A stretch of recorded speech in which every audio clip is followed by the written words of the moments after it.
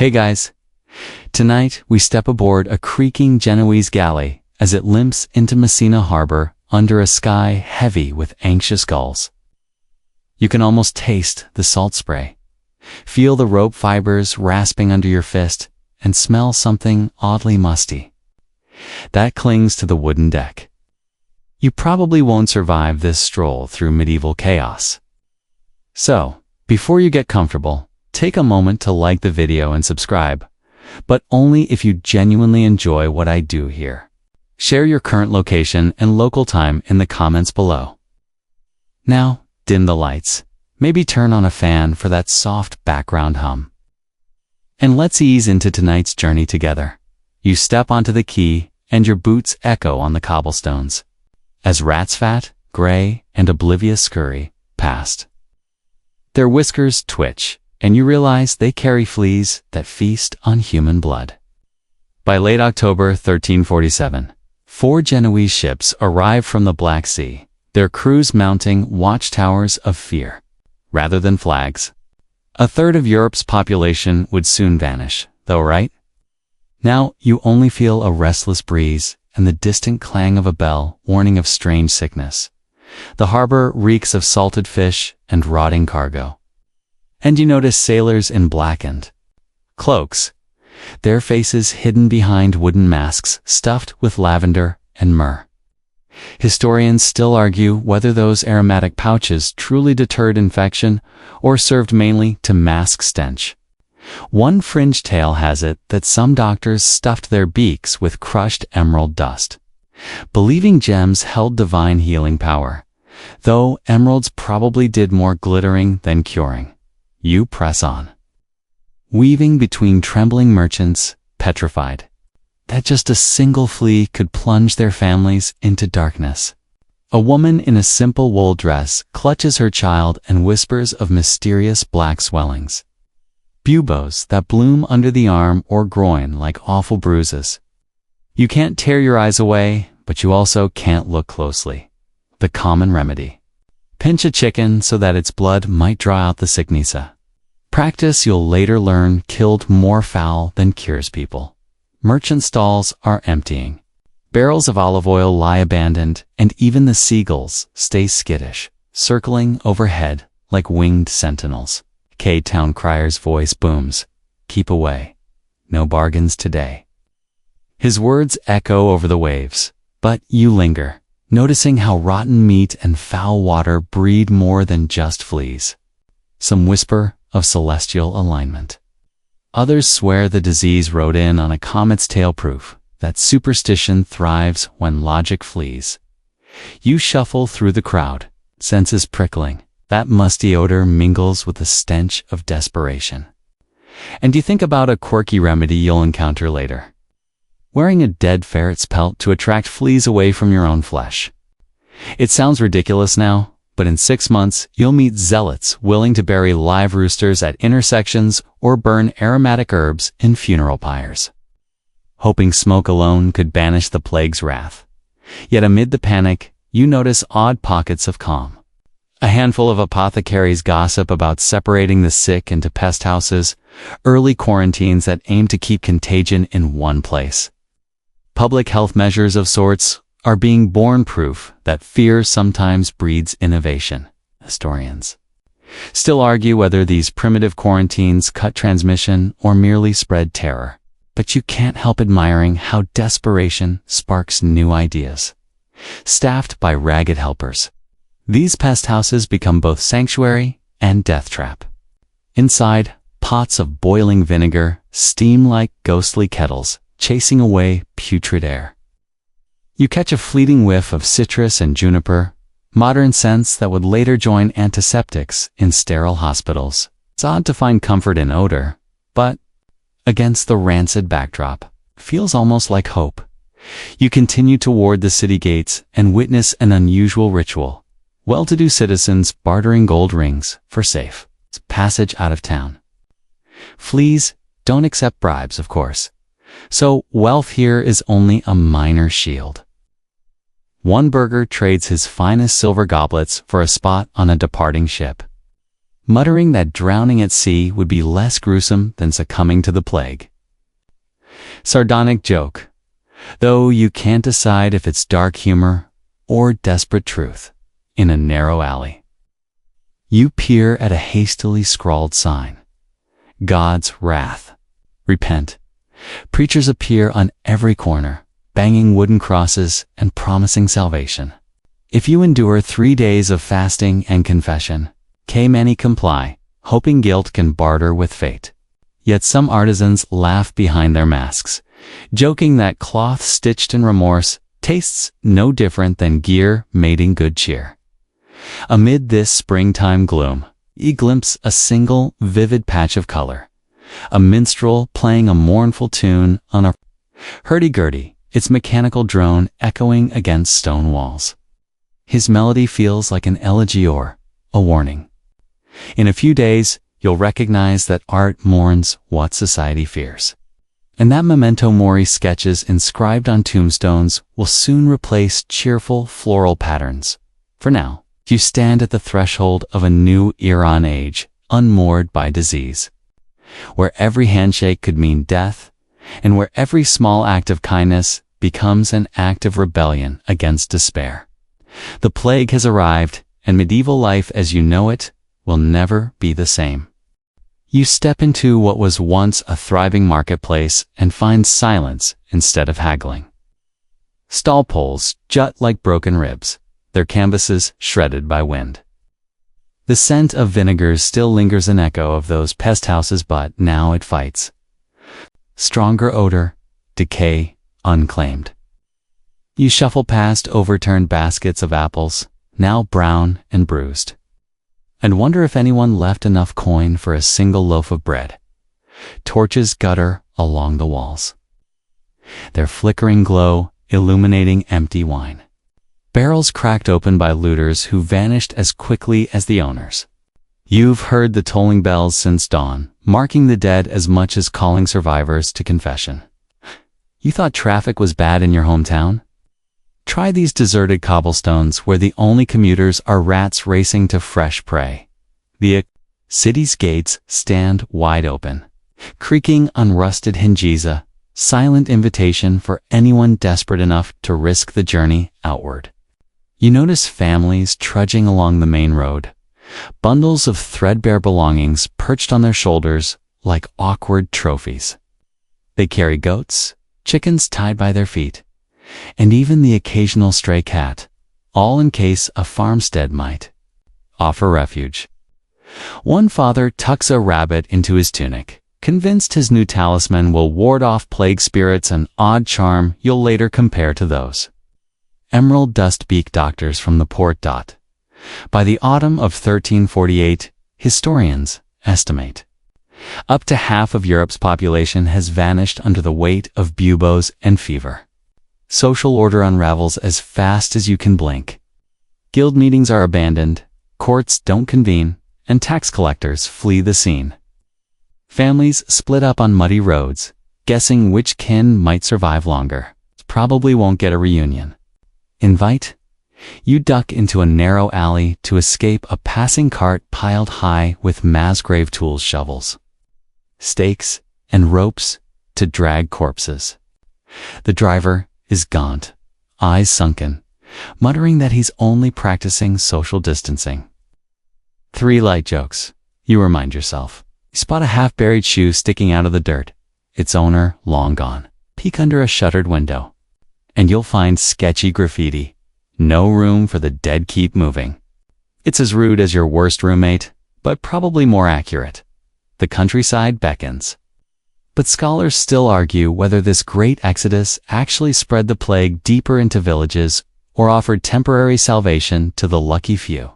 You feel dusty wind whipping against your face as you join the stream of refugees.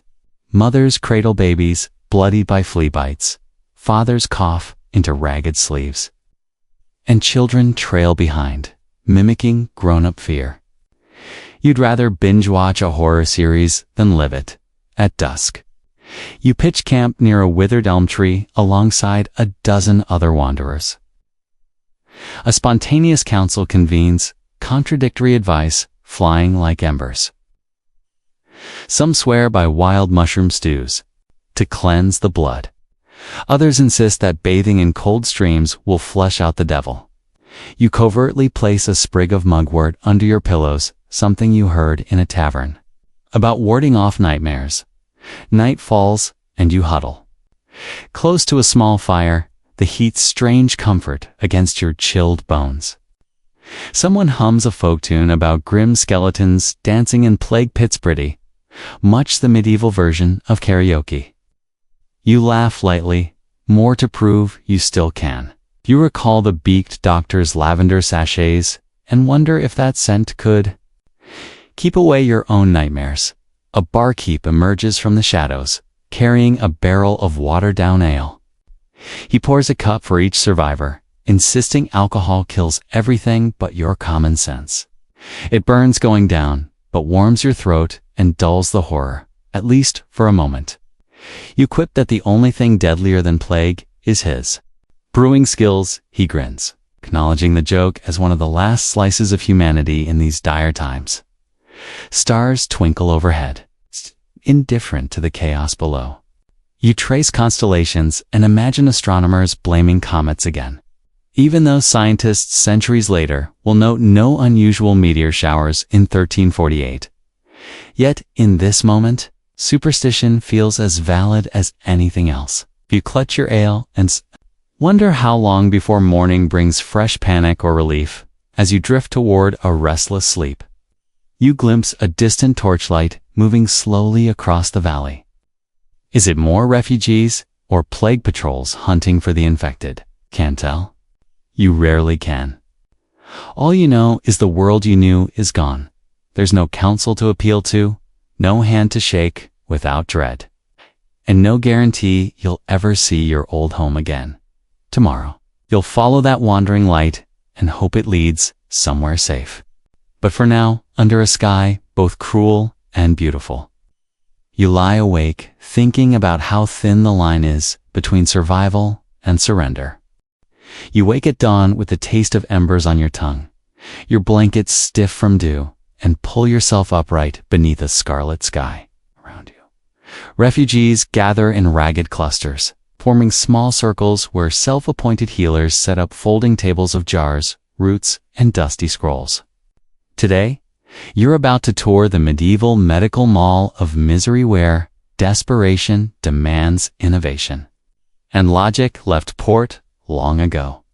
Your first stop is a hulking figure in a tattered velvet coat who smiles too broadly, introduces himself as Master Almeric, gentleman physician to the plague, and sweeps aside a tray of glimmering knives.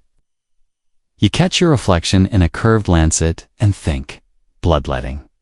The go-to cure, born of Galen's humoral theory, still dominates practice, even as bodies pile up in streets. He cheerfully offers to lance your buboes, claiming you'll feel lighter afterward. You politely decline. But you can't help picturing those lavender-scented beaks from the portat. At least their wood masks smelled nicer than iron. Moving on. You notice a circle of women stirring a bubbling cauldron over a low fire. The stews. Aroma is a pungent mix of mugwort, juniper berries, and something that registers as outright rotten. They call it the black broth, insisting that drinking a cup will draw plague spirits from your bones. Historians still argue whether these herbal decoctions offered any real benefit or merely fueled nightmares of witches stirring cauldrons at midnight. You watch one woman fish out what appears to be a desiccated toad and drop it, legs akimbo, into a leather pouch, her fringe remedy for drawing out the venomous humors by embracing live amphibians.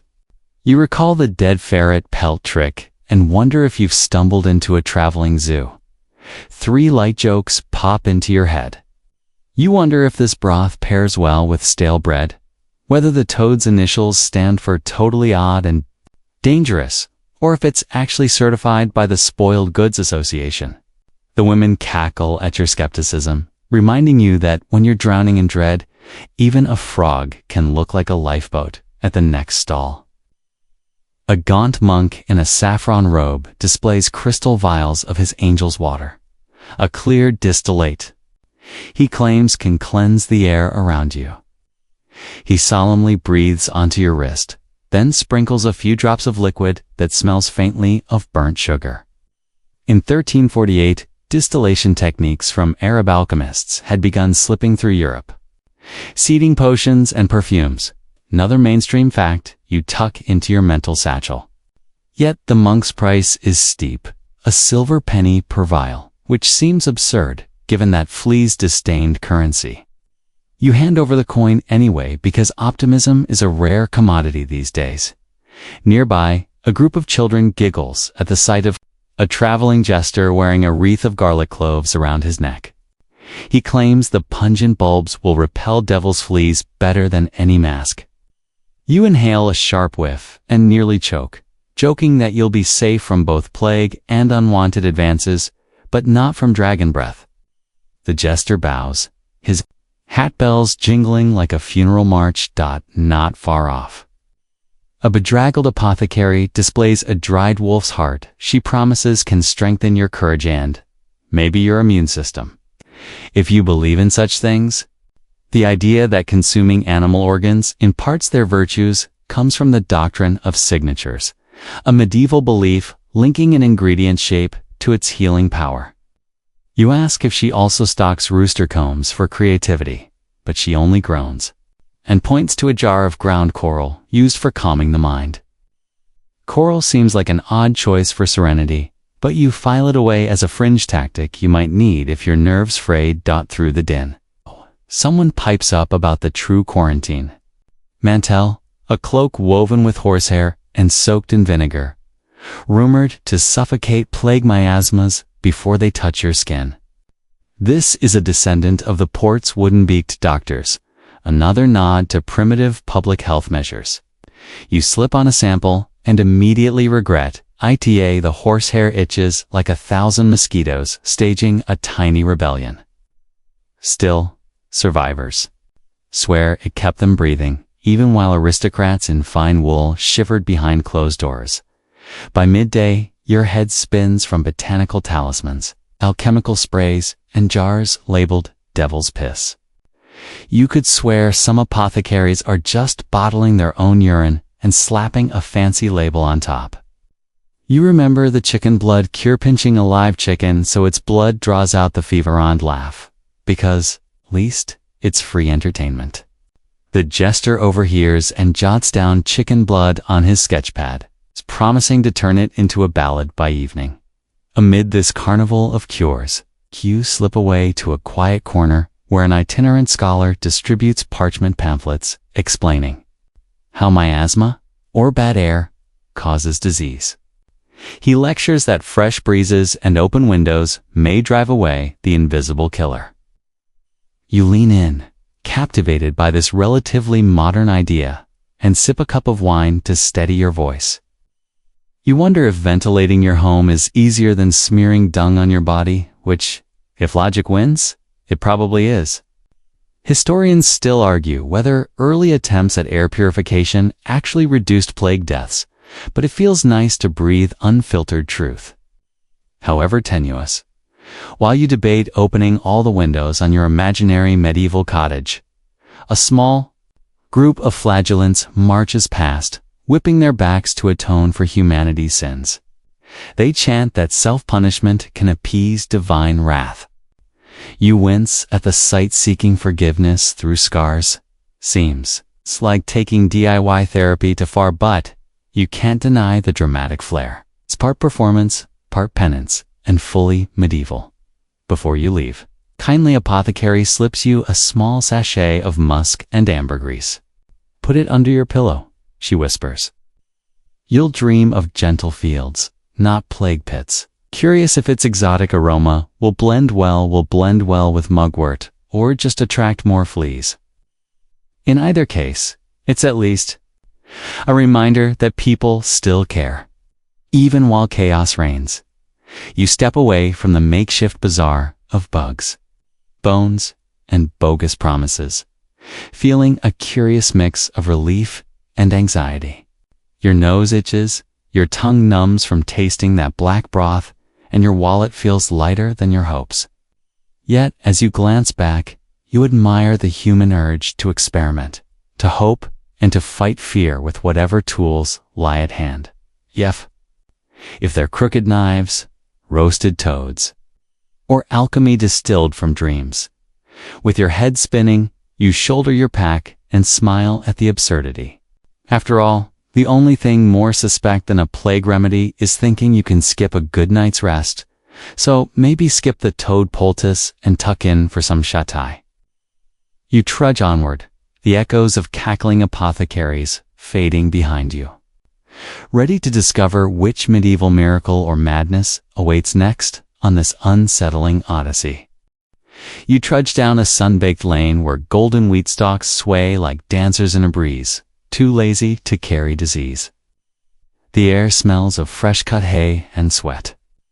Not the stench of plague pits or the pungent temps of boiled toads from Master Almeric's black broth. Here, in the summer of 1350, you face a new kind of unrest. The hush left by so many gone forever hands who once planted fields and hauled harvests. The silence presses around you, broken only by the rasp of scythes and the occasional moan of a wagon wheel laboring under sacks. If you strain, you can almost hear the echo of those lavender sachets tucked under pillows in pest houses. It's a distant memory of fear giving way to opportunity. Villagers who once bowed beneath Lord's commands now stand tall, surveying their own calloused palms. You join a line of field workers, all waiting to negotiate daily wages from a landowner. Awkward reversal, you could argue, feels as awkward as wearing a dead ferret pelt to ward off fleas. One sturdy woman with rosy cheeks and a crippled wooden staff, a precaution she picked up from a fringe pamphlet claiming leg staves would discourage landlords from overworking peasants, stands next to you. She hobbles forward, declares she'd take 20 pence a day, and demands extra barley for her goat. You whisper a joke that only medieval gossip could top. Does your staff come with a user manual, or just a warranty against landlord whacks? She cracks a smile, her eyes shining with the first spark of bargaining power many will ever know. Just beyond the field, the manor's great hall looms. Its shutters open to let in fresh air. Early nod to the miasma theory spread by that itinerant scholar with parchment pamphlets. Inside, you glimpse a once mighty steward, now sweating over ledgers, grappling with empty rolls of serfs' families wiped out or fled. He's yelling that he needs 10 laborers today, or even more impossible, for just to tend to the dovecote. You almost feel sorry for him, till you remember his predecessor forced peasants to work through the plague's peak without pause. There's a pleasing irony in watching privilege sweat for help. By 1351, the crown issues the Statute of Laborers, freezing wages at pre-plague levels and threatening runaway peasants with criminal charges. Historians still argue whether this law slowed wage inflation or just fueled more revolts. Pilgrimage of Grace in 1381 would prove how reluctant workers felt. You can almost see the parchment dry on the court table as a noble clerk sighs, wishing he could stuff his pockets with emerald dust like those fanciful beak doctors, just to make the pain glitter. Out in the fields, you help harvest a patch of peas, shells crunchy between your fingers. You exchange banter with a lanky youth who jokes that if he earns a penny more, he'll buy a goat just to sell goat cheese at the next market. He winks and says, "Might beat those monk-distilled angels' water sales." You laugh and note how every scrap of leverage feels like liquid gold, even if the law labels it thievery.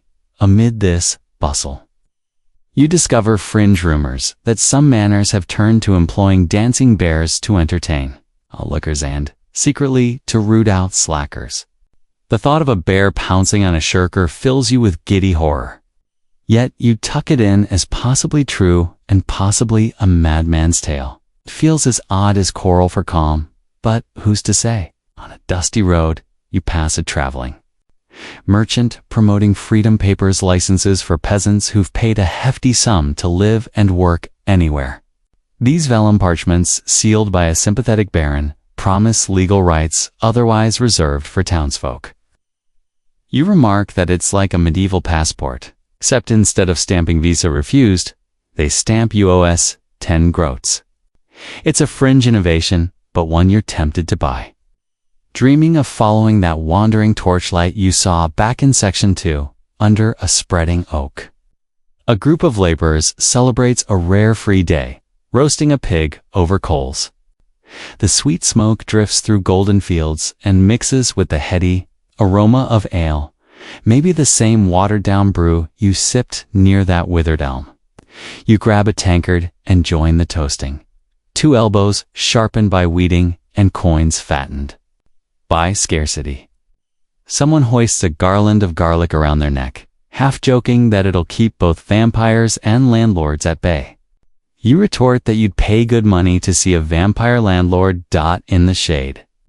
A scrawny bard recites verses about the new balance of toil, praising laborers as the backbone of a recovering realm. He compares them to stars, the fewer there are, the brighter each one shines. His tone drifts into a lullaby cadence, almost soothing against the backdrop of hammering and hoofbeats. You tuck the melody into your mind, a precursor to the humanist ballads that will emerge centuries later. Weaving gratitude into popular song. Suddenly, the steward from the manor appears, his boots stirring up dust. He's come to finalize agreements. Written contracts guaranteeing wages and grain shares. This radical shift from feudal obligations feels as revolutionary as separating the sick into pest houses. You step forward, sign your name or a mark, really and feel a thrill. Paper and ink have never tasted so sweet, but tension lingers. A cousin in a neighboring shire warns you that some landlords resort to hiring mercenary guards to enforce the old order, patrolling roads and whipping workers who dare ask for more. You shudder, recalling flagellant processions, self-punishing for sins that might have been the real plague. Better a whip than buboes, you murmur darkly. But even that feels too optimistic. As dusk falls, you join a small gathering around a battered table, scribes drafting petitions to the local court, appeals for better wages, pleas for land tenure, demands for fair rents. You marvel at how quickly common folk learn to wield the Quillen unlikely weapon forged in desperation. Nearby, a tinker offers to carve you a wooden writing tablet, complete with a pewter stylus for the modest price of a chicken. You recall that plucking chickens for blood cures was once a desperate hope. Now you'd give one to put pen to paper. Under lantern glow, you stand back and watch the social landscape redraw itself. Manorial lords shift from commanders to negotiators. Peasants discover their labor is a currency in high demand. The world tilts on an axis you never imagined, turning. Feudal hierarchy upside down. You feel your own shoulders relax. At least the next plague won't kill you for asking fair wages. Night breezes ruffle the parchment petitions. You can almost hear lords wincing in their beds, their dreams haunted by the clink of coin filling peasant pouches. You tuck your notebook into your satchel, next to that sachet of musk and ambergris you got from the apothecary. You'll need a good night's sleep to digest today's upheaval and maybe a restful dream, where you're not bargaining for every breath. You head back along the road. Fields dimming under a lavender twilight, feeling both dizzy and exhilarated. Life after the plague is uncertain, but for the first time, you sense a future shaped by your own 2 hands, not just the whims of those above. You trudge onward toward tomorrow, where fresh negotiations beckon, and where, maybe, laborers will sing songs of hard-won freedom instead of funeral dirges. You wander into a village square at dawn and find it transformed into a pulsing whirlwind of prayer, fear, and accusation. plume of incense smoke rises from hastily arranged altars, mingling with morning mist, so thick it feels like soup. Candles flicker against carved wooden pillars, and the low chorus of whispered confessions hums through the cold air. You press closer, drawn by the scent of melted wax and damp stone, wondering if faith can stand firm once death becomes everyone's nearest neighbor. A priest in soot-stained robes mounts a shipping crate-turned pulpit and bellows about divine wrath. He pounds on an illustrated Bible, warning that the plague is God's hand, smiting sinners. You spot villagers bowing their heads in solemn terror, clutching rosaries like lifelines. One mother hums a lullaby to her trembling child, her voice quavering between hope and hysteria. Historians still argue whether the church's spiritual reassurance actually comforted the afflicted, or simply drove them deeper into fear. On the edge of the throng, you overhear murmurs of a darker shape, scapegoats blame for poisoning wells. Jews in black hats and embroidered cloaks are forced to gather by the river. A fringe rumor says some of them carried vials of donkey milk, old remedy believed to cleanse the body of demonic taint. Though scholars still debate whether this image is fact or myth. You watch as terrified villagers hurl stones and shout that the outsiders brood plague in their basements. You sigh. Collective panic has a way of making everyone as credible as a jester with garlic wreaths. Suddenly, shrill ringing splits the air. The bells of Strasbourg clamor a death knell, not for plague victims, but for the Jewish community. In February 1349, some 6,000 Jews were massacred. They're one of the most brutal pogroms in Europe's dark spring, before their bodies were burned in a public spectacle. Feels as absurd as accusing your neighbor of murder because your Wi-Fi dropped, but in those days, rumor was currency, and fear bought a lot of cruelty. You fight the urge to turn away. But your heart thrums like a snared bird. A woman's panicked screams cut through the crowd. She's accusing a cloaked man of poisoning her well. Within seconds, a wad of locals has the accused bound, face smudged with soot. They march him toward the churchyard gallows, chanting, "Purge the witch." The crowd's fervor feels contagious, worse than any fever you've seen. You consider joking that the only sin here is believing you can solve death with a noose, but you swallow it.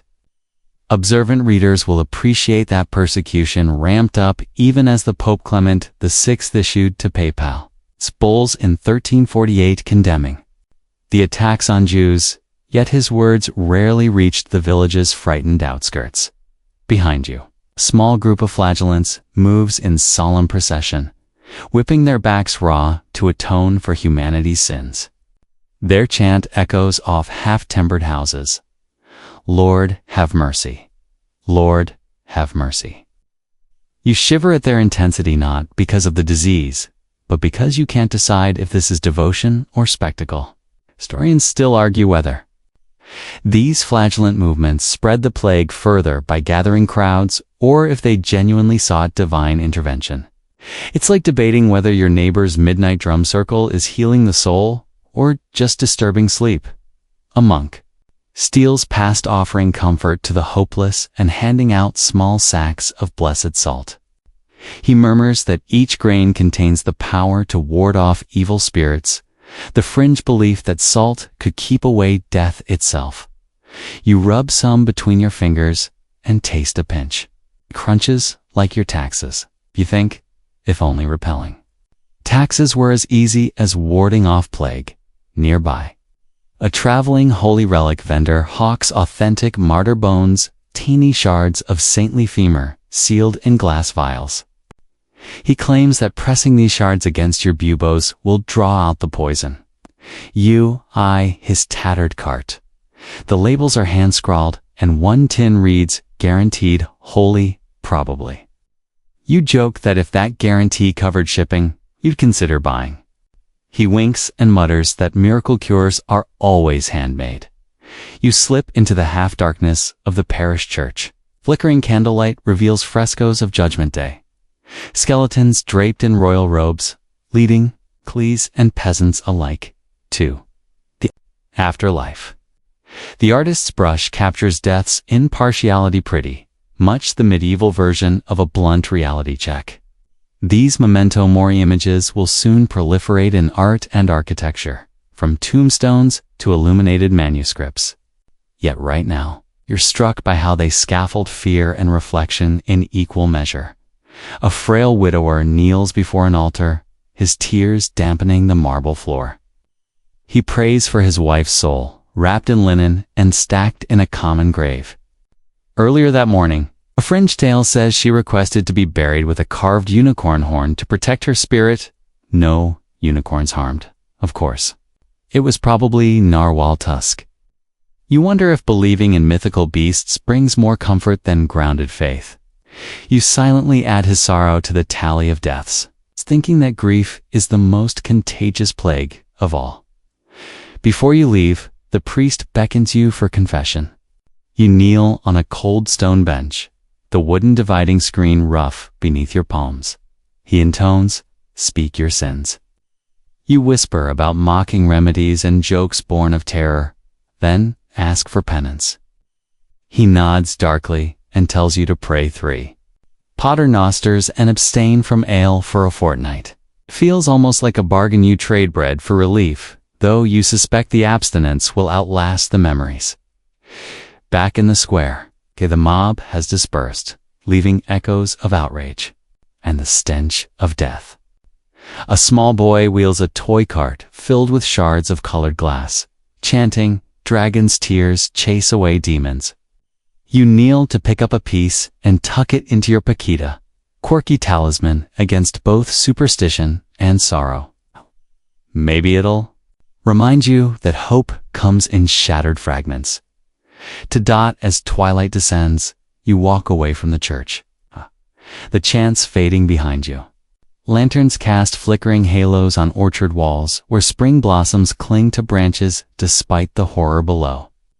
You breathe in the fragrance of fruit blossoms, sweet defiance in a season marred by dying. You realize that religion, for all its failures and fanaticism, also offers solace, structure, and the promise of something beyond death.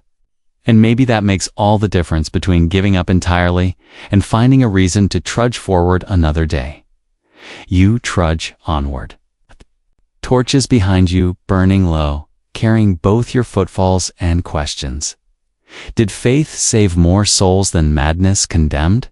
Will remembrance of these horrors strengthen compassion or seed the next wave of fear? You don't have answers, just the steady click of your sandals and the weight of a shard of glass in your pocket. Tomorrow, you'll head toward art and memory, where images of death become immortal messages. For now, the evening prayer fades in your ears, and you realize that, despite everything, the human spirit still bends, but it doesn't break. You wander through a half-abandoned chapel where flickering torchlight plays over stone arches carved with blank eyes. The walls, once washed in cheerful saints and angels, now bear grim reminders, pale skeletons in flowing robes. Skeletons leading dancing peasants, skeletons dueling archbishops. The air smells of old incense and damp plaster, and you can almost taste the chalky grit under your tongue. You trace a fingertip along a faded fresco of the Danse Macabre. It's that medieval memento mori urging everyone king or peasant to waltz, with death before their time. It feels like standing on the edge of a funeral parade, yet there's a strange comfort in knowing you're not alone on that dance floor. A local monk emerges from a side doorway, holding a lantern that gleams against his simple wool habit. He invites you closer to inspect a newly completed panel depicting Christ at the Last Judgment. Souls flit between angels and devils. And at the very bottom, a circle of skulls peeks through roaring flames. Historians still argue whether these macabre images comforted parishioners by externalizing death or merely fueled a collective dread that reinforced church authority. You lean in so close that your nose brushes against the cool wall, and you imagine the artist Giotto or one of his followers mixing paints in a wooden bowl stained as black as plague shadows. You step into the nave's center and notice a small altar draped with a tapestry illustrating the wheel of fate. The weaver has rendered every figure, from newborn infants to hunchbacked crones, in the same contorted pose, clutching scythes or hourglasses. You can almost hear the scraping of the loom's wooden shuttle and sense the weaver humming a dirge in time with her shuttle's click. A fringe rumor whispers that some weavers dyed their threads with the ashes of plague victims, believing that a piece of the afflicted would carry protective power. Whether that's fact or fancy. You shiver when you imagine wearing a cloak embroidered with ghostly pallor. 3 light jokes flit into your mind. You wonder if skeletons come in petite sizes, whether scythes are seasonal decor like modern garden gnomes, or if hourglasses had a fast-forward option for impatient souls. You chuckle softly and catch the monk smiling at your reflection in a polished candlestick. It feels as absurd as gilding a pig, but humor thrives even in tombs nearby. A traveling illuminator offers to show you a book of hours freshly drafted for a wealthy patron who lost 3 children to the plague. He lifts the lid of his wooden chest and reveals miniature paintings so vivid that flowers seem to bloom beyond the page's edge. In one margin, a tiny death figure jabs a knight in shining armor with a long-bladed pole, and in another, a bear roars while a skeleton blows a bugle. It's a precious reminder that art serves both prayer and warning. You murmured that at least. The flowers are less deadly than that black broth you sipped back in section 3. The illuminator dips a fine brush into ground lapis lazuli, imported at great cost from Afghanistan, just as artists have done since antiquity. He applies a single stroke, and rich ultramarine blooms like a midnight sky. You consider the expense an ounce of that pigment costs more than a peasant's annual earnings, and marvel at the lengths to which patrons would go to memorialize the dead. Yet this lavish devotion coexists with the simplistic sketches scratched into burial grounds, stick figure skulls doodled on wooden coffins by grieving children, speaking to a more raw, personal grief that official art cannot capture. You follow a corridor lined with wooden panels painted by obscure artisans. One depicts the Apostle Peter arguing with death over a denied confession. In another, a cardinal pleads while skeletons in full choir robes stand behind him, harmonic skulls waiting to take his place. You inhale the tang of fresh oak mingled with ancient resin, and you half expect the skeleton choir to break into medieval hymns. The panel's punchline feels like an early version of Our Seats Are Limited. First come, first served. At the far end, a sarcophagus sits beneath a vaulted ceiling streaked with gold leaf. Carved on its side is the image of a noblewoman, holding an hourglass, her gaze direct and unflinching. Beneath her, an epitaph reads, "All flesh is grass. Make haste with grace." You run your hand along the cool marble and remember that phrase will later echo through Protestant funerary. Verse. Scholars still argue whether these epitaphs emerged spontaneously or were carefully crafted by clerks to channel societal anxieties. Here in this tomb, it feels less like doctrine and more like a personal plea carved in stone. You step outside into a mossy courtyard where a troupe of strolling minstrels strums lutes painted with skull motifs. Their music is jaunty yet mournful, like a pirate shanty sung at a wake. One musician, his cheekbones sunken hawk-like, winks and strums a chord, joking that he only accepts payments in lead, coffins less hassle than counting coins. The second light joke of the section, you notice. These minstrels, clearly appreciate dark humor. You wander beneath a plane tree where someone has fastened a painted wooden mask of a skeletal face to a limb. Its hollow eyes stare without malice, as if to remind passers-by that neither high nor low escapes the same fate. You touch the mask's chin, and it creaks, half broken. It's a fringe practice. Some villages hung plague masks outside homes to ward off evil spirits. Sometimes it worked. Sometimes it just ended up as a ghostly gargoyle for touring children to taunt. Above you, the sky is a pale wash of dawn light, and you realize the day's first rays catch specks of fallen plaster that swirl like motes in the air. It's as if you're inside a living canvas where every breath kicks up history's dust. You steady yourself against a mossy fountain, carved with grinning skulls and dripping with cold water. You cup your hands, wet your lips, and feel the chill race down your throat, sobering contrast to the warm drafts inside the chapel. You think, if only surviving meant sipping pure well water instead of boiled herbs and vinegar-soaked cloaks. You resume your walk along a narrow street where shutters are painted with white crosses over black backgrounds, signaling plague burials took place behind closed doors. Each building holds a story of loss, whispered amid the plaster's cracks. If you recall the tapestry wheel and imagine each thread as a life unspooled too soon. Yet the brushstrokes of frescoes and the glow of miniature paintings insist that memory endures.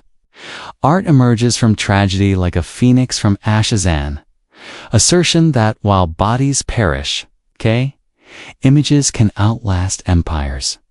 Ahead, you glimpse a scribe, inscribing a new epitaph on a tombstone: "May my bones lie light while my memory weighs heavy." You pause and reflexively trace those words on your palm. It's both a farewell and a challenge, to remember without letting grief crush you. You gather your shoulders, tuck your hand under your cloak, where that shard of colored glass from Section 5 still rests, and trudge onward toward the next tableau of transformed life. After all, if there's one thing this odyssey has shown you, it's that facing death with open eyes is the first step toward living more fully. You trudge down a sunlit lane, the hush broken by birdsong instead of morning bells. The air tastes fresher, no longer spiked with vinegar or scorched by funeral pyres, but carries a hint of early summer. Honeysuckle on the breeze and warm stone radiating beneath your fingers. After years of emptiness, the village ahead hums again with activity. You step past half-restored cottages where smoke curls from chimneys and children's laughter ricochets off crumbling walls. It feels startlingly hopeful, like rediscovering that long-lost sachet of musk you tucked away back in Section 3. You pass a field where plowshares turn soil the size of a tabletop. Villagers plant beans and barley along lines of dried bones, remnants of mass burial pits turned fertilizer beds. This practice, both pragmatic and obscene, stems from a fringe belief that nourishing crops on plague-soaked earth transfers the dead's resilience into new life. Historians still argue whether such fertilization methods actually boosted yields or simply spread soil-borne illnesses. If you imagine walking across that field in bare feet and feeling skeleton fragments crunch beneath your sandals, equal parts comfort and creepiness. Up ahead, the old manor house stands restored, shutters flung wide to catch every breeze. You glimpse families moving in, migrants from regions less ravaged by the plague. By 1400, Europe's population had rebounded to roughly 80% of its pre-1347 levels, driven by high birth rates and resettlement policies that encouraged people to occupy deserted villages. That's the mainstream fact you file under demographic rebound. But right now, you're more attuned to the scent of fresh timber wafting from newly thatched roofs. You wander into the cluster of homes, each painted in pastel hues that would have been unthinkable during the era of ashes and despair. One cottage door bears bright daisies, You realize it's the same family that kept the wooden plague mask from Section 6, repurposing it now as garden art. They've planted lavender.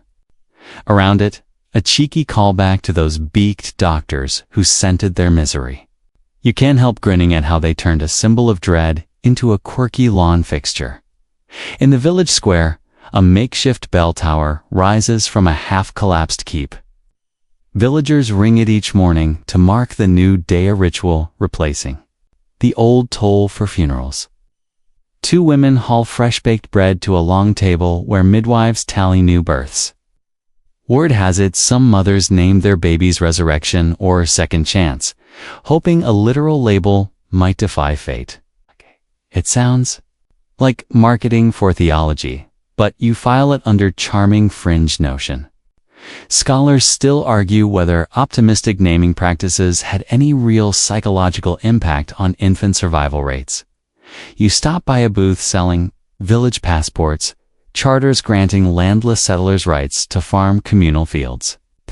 These deeds, stamped with wax seals, resemble passports more than property grants.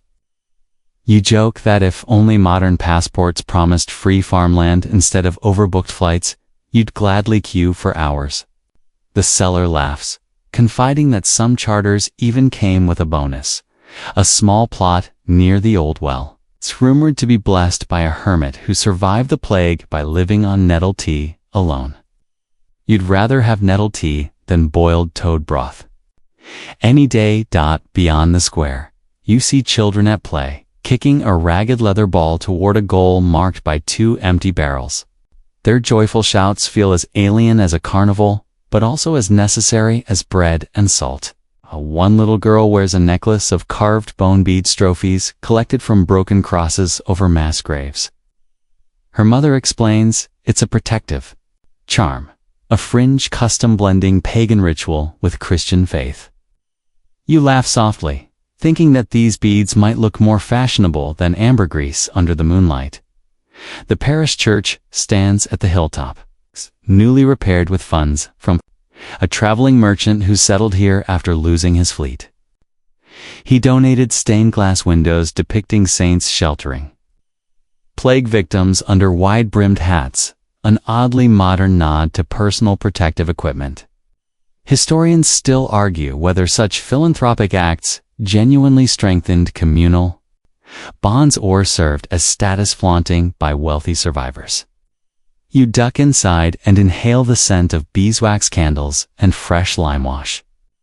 It feels peaceful, almost like the church itself is breathing again. Inside, the font bubbles with crystal clear water. You dip a finger in and flick droplets onto your forehead in the ancient sign of the cross. It stings pleasantly, a reminder that purification, old or new, can feel shockingly real. A fringe rumor says some villagers infused holy water with lavender sprigs from those plague doctors' masks, believing it improved the blessing's potency. You smile, recalling how humanity recycles its own history until even death symbols bloom into new life. Outside the church, you find a wooden board pinned with names, birth announcements, marriage notices, and even a modest sea-going travel invitation for those seeking work in ports rebuilding their fleets. Families advertise loom tools and hand-carved spoons in exchange for labor, forging a miniature economy that thrives on bartering rather than coin. You quip that if eBay ran on spoons instead of servers, it'd be far more tactile and likely less crash-prone. A local elder beckons you over to a table of maps spread across a barrel. The parchment outlines deserted hamlets and roads once thick with carts, now sun-bleached and cracked. She traces a route you once wandered in Section 2. The Exodus Road your weary feet knew so well. Her finger stops at a cluster labeled New Hope, founded by survivors from 3 different counties. They built it on land once used for grazing plague pits, an act so bold it feels like defiance itself. You think, if you squint, can almost see green shoots sprouting from those calcinated soils. You offer to buy her map, but she insists you take it as a gift. Let memory guide you, she says with a wink. It's both an invitation and a warning. New beginnings won't erase past sorrows. You roll the parchment and tuck it beside that colored glass shard still in your pocket. It's a souvenir from Section 5. Together, they form the oddest travel kit. One piece capturing sorrow. The other mapping renewal. As dusk settles, lanterns flicker to life along the lane, casting golden halos on cobblestones recently laid by communal labor. People gather to share a simple stew, a blend of peas, carrots, and lentils grown on those bone-enriched fields. You spoon a bowl and taste the earth's resilience in every savory slurp. It's hard to believe this meal springs from plagues. Aftermath, but you remember that necessity breeds both innovation and irony. You rise and stretch, feeling the gentle tug of muscles long idle. Tomorrow, you'll head toward shifting land laws, inheritance upheavals that will redraw rural life once again. But for now, you linger on the threshold of this revived village, listening to laughter mingled with the clink of pottery mugs. In the cradle of renewal, you realize that repopulation isn't just about numbers. It's about people choosing to stay, rebuild, and breathe life into places once hollowed by death. You trudge onward under a sky smeared with twilight, carrying both that map and the memory of empty streets. New lives have sprouted like untended weeds, reshaping the region's face. And you, armored with a shard of glass, a parchment map, and cautious hope, step toward the next chapter, where land itself becomes the battleground of change. You wander along a narrow lane where new hedgerows curl around tidy plots of half-acre fields. The morning sun glints off fresh vellum nailed to a cottage door. Your map from Section 7 tucked under one arm, your shard of colored glass in the other pocket. Today's odyssey leads you into a world reshaped by plague-driven inheritance crises and the scramble for vacant acres. Beneath the fragrance of turned soil and blossoming hawthorn, land itself has become contested treasure. You approach a weathered oak table where a pale-faced clerk lays out rows of parchment deeds. Their black ink seals, bleached by sun, glimmer like dropped coins. He explains that after 1348, some manorial lords found entire villages wiped clean of heirs. When a tenant died without legal descendants, the land is ceded, reverted to the crown or the church. By 1363, the Statute of Distributions formalized this process, directing how property flowed when wills were absent.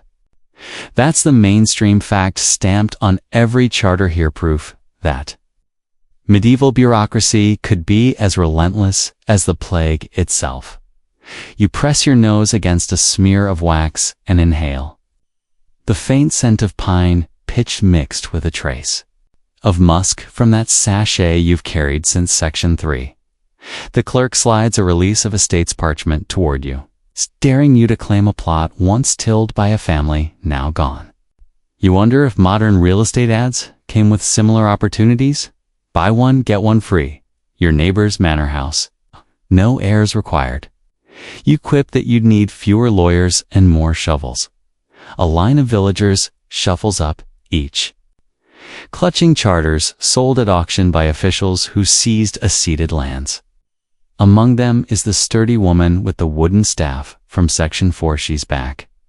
Staff decorated with tiny bells to summon goodwill from passing travelers. She's just purchased 2 acres at a knockdown price, planning to plant an orchard. You joke that her trees will grow faster than the market for angel's water from Section 3. She laughs, saying at least apples don't need divine distillate to ripen nearby. A lanky youth from the harvest fields remember him bargaining for goat cheese profits, negotiates a lease on a former serf's cottage. He whispers a fringe rumor. Some clever households staged fake burials, hiding heirs in secret cellars until the danger passed. They'd then emerge, skirting illicit laws. Scholars still argue whether these survival ruses were common or merely whispered folklore. You imagine families holding clandestine birthday parties, underground talk about exclusive events behind the table.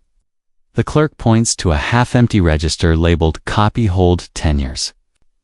These tenancies, once hereditary, now require annual fines to the Lordan Innovation to replenish depleted coffers.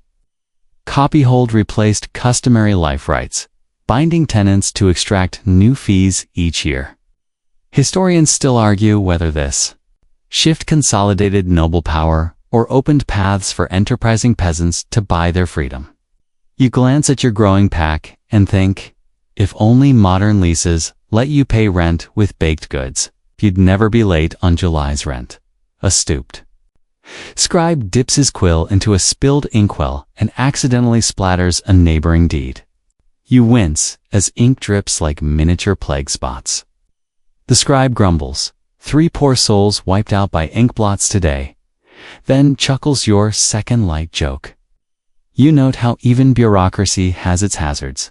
Across the yard, a stern bailiff inspects a cluster of newly fenced enclosures. He's erecting Open Field Act markers, delineating strips that must remain common pasture. After the plague, some lords tried to consolidate crofts into enclosed parks, an early form of enclosure that sparked peasant resentment. You remember the peasant revolts hinted at in Section 9, coming soon. Here you see the seeds of that anger. Trimmed hedges and locked gates where neighbors once grazed goats together. You quip that these fences have fewer bars than a jail but equally punitive membership dues. At midday, you duck under a graped trellised arbor to nibble bread and cheese, beside a family who paid for their freedom papers in Section 4. They unwrap their lunch and recall how they used those charters to purchase a deserted mill. Now they barter flour for meal with neighboring villages. You joke that if only patent trolls existed, then at least monks wouldn't have charged for scriptorium access. They laugh and offer you a malt loaf infused with lavender. Another callback to those beaked plague doctors. The melding scents feels strangely delightful. Your path curves toward the manor's domain, where a once proud mansion now stands half-ruined, its roof tiles missing like bald patches on an elderly scalp. Inside, the steward from Section 4 pores over court rolls, tallying new tenants. He admits that revenue from alienated estates helped refill empty coffers drained by famine relief and plague hospitals.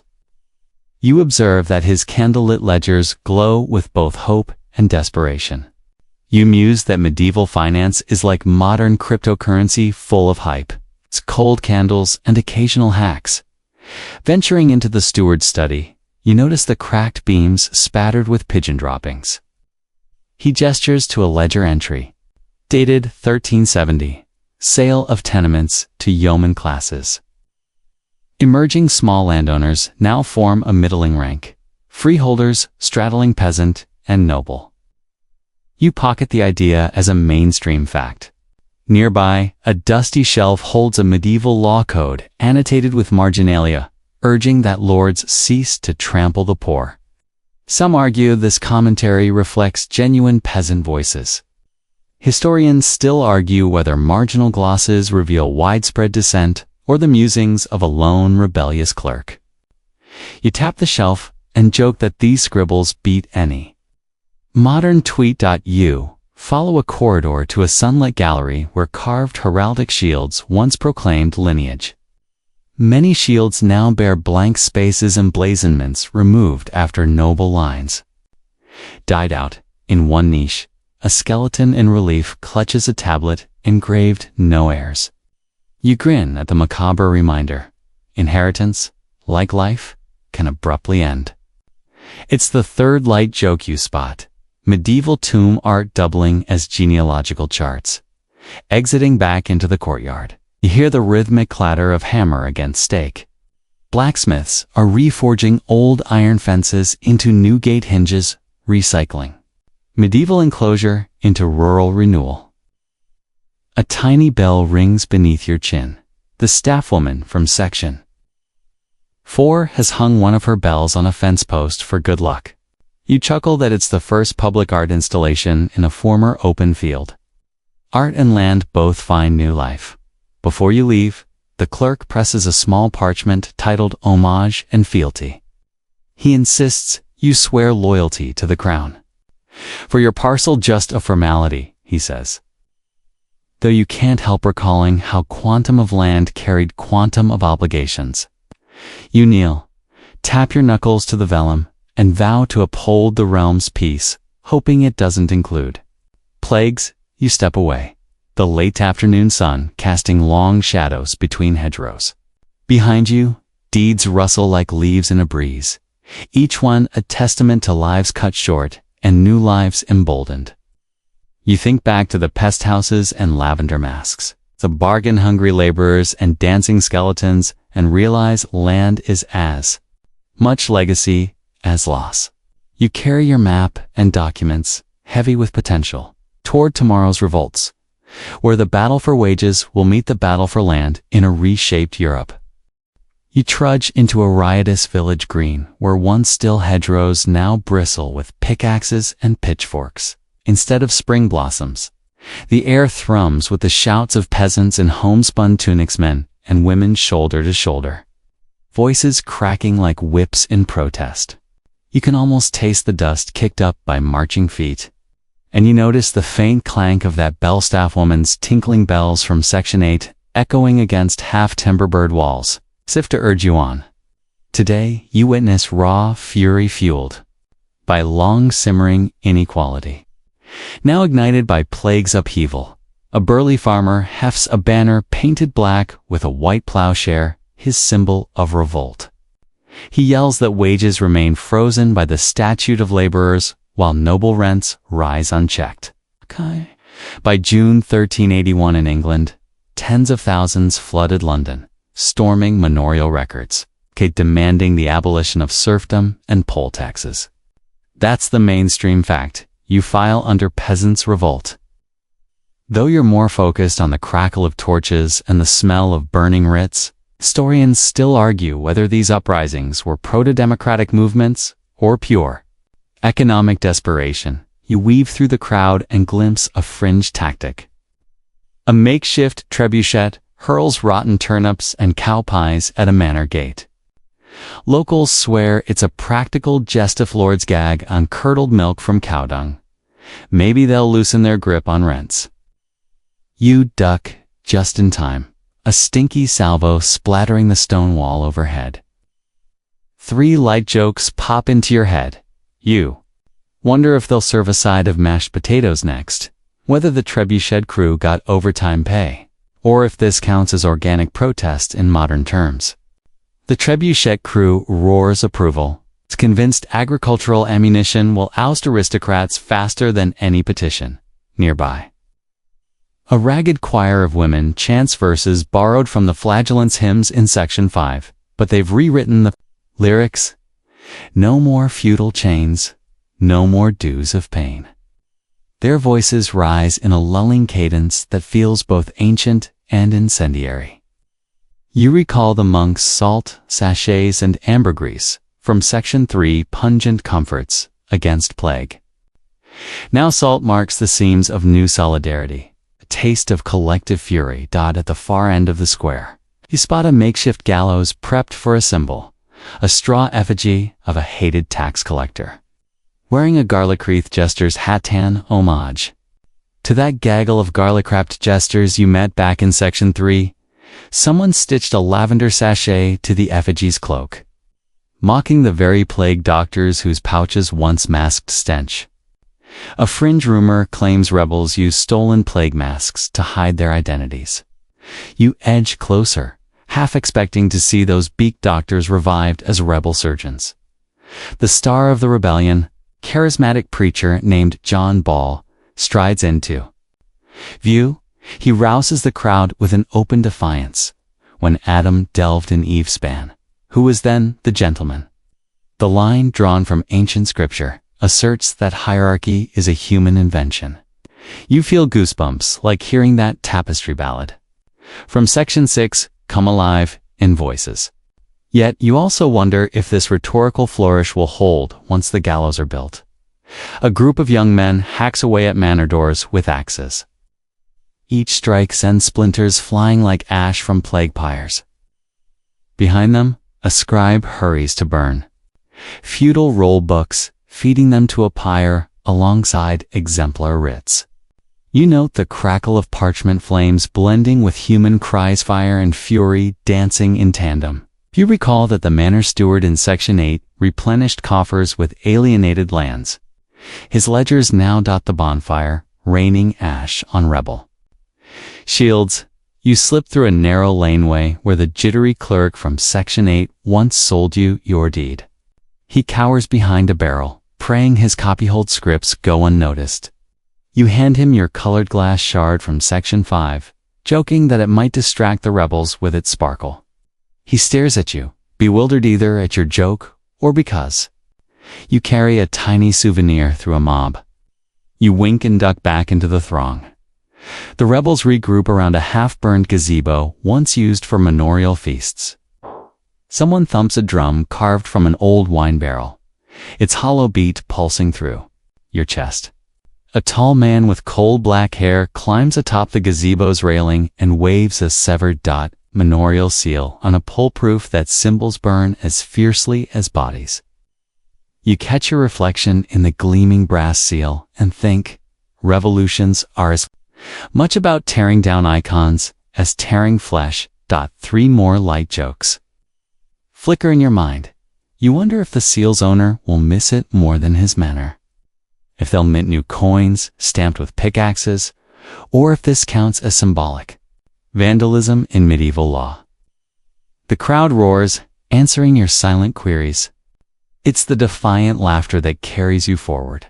Suddenly, a contingent of armed retainers bursts through a bricked archway. They swing maces and swing jeers at peasants, hurling threats about heresy and treason. You freeze, heart pounding. In that split second, you imagine the hanged effigy swinging in the breeze. You push yourself to move sideways, tripping over a ragged child clutching a wooden sword.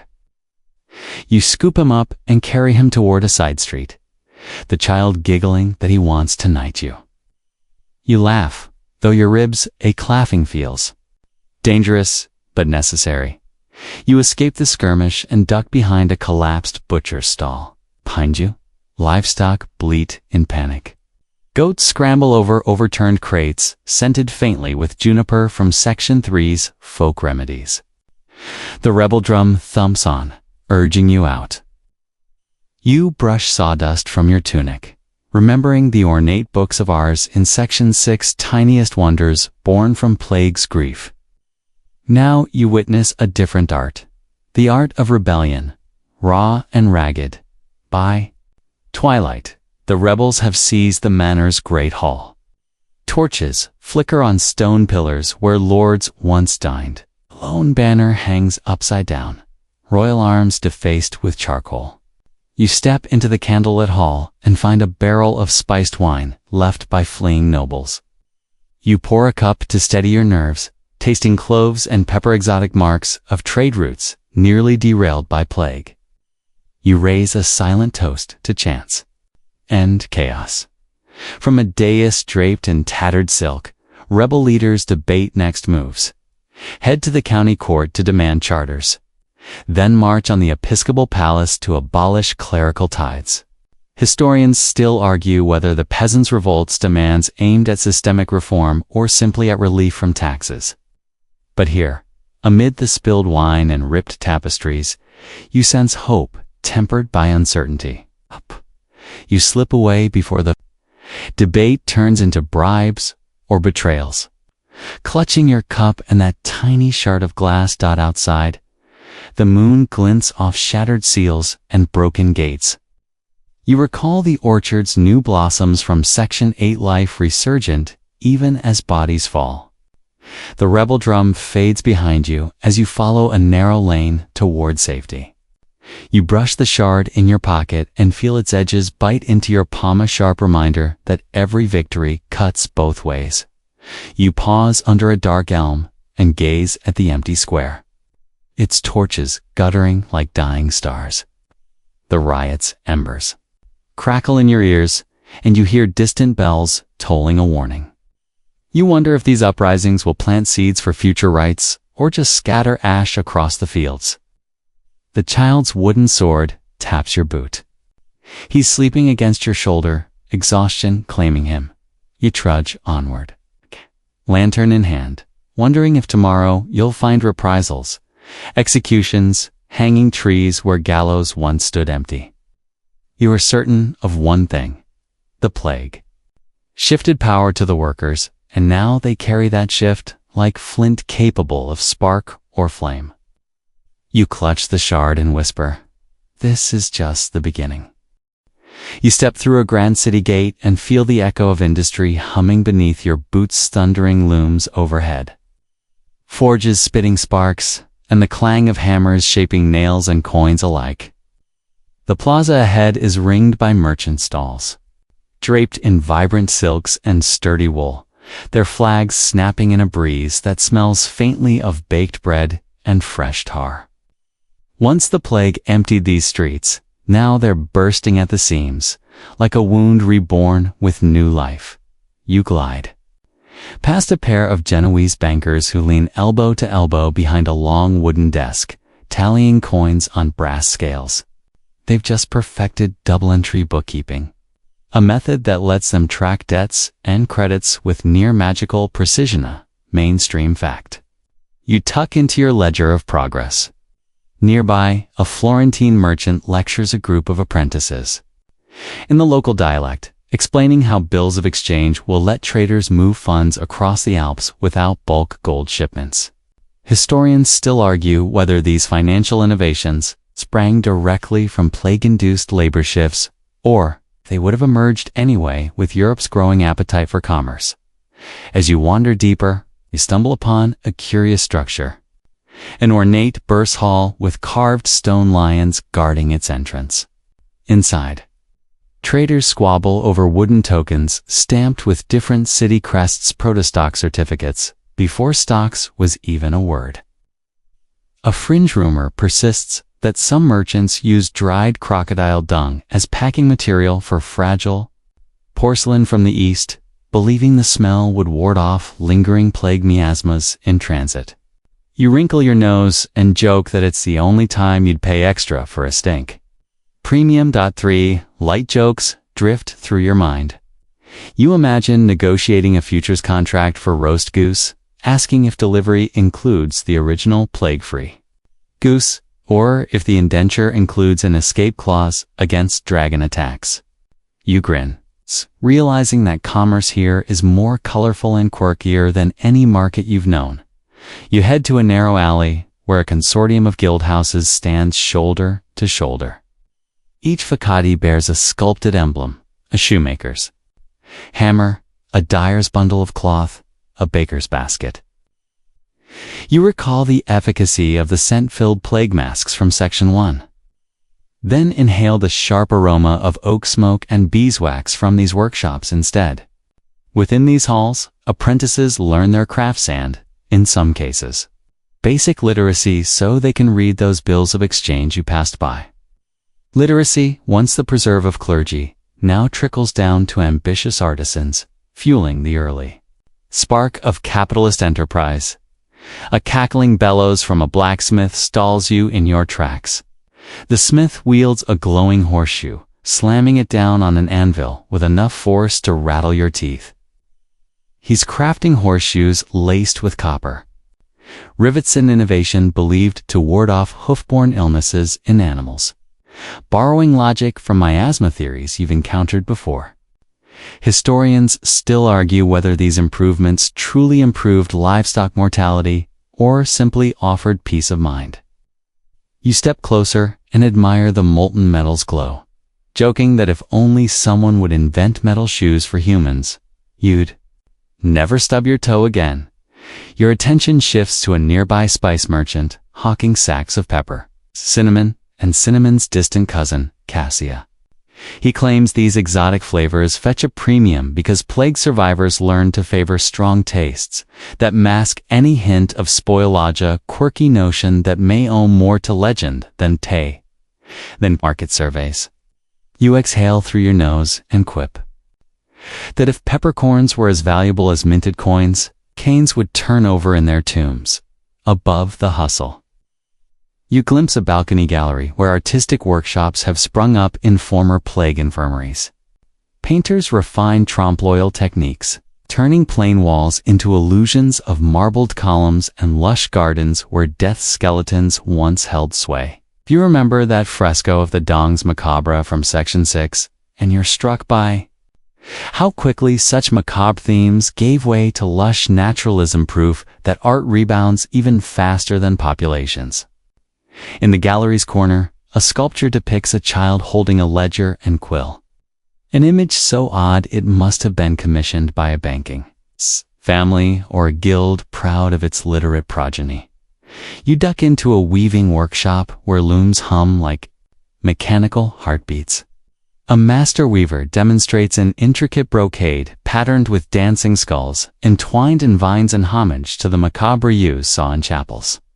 He jokes that it's perfect evening wear for plague balls, though such gatherings are, thankfully, a cozy fiction. You comment that at least the skulls come in petite sizes. One size fits all.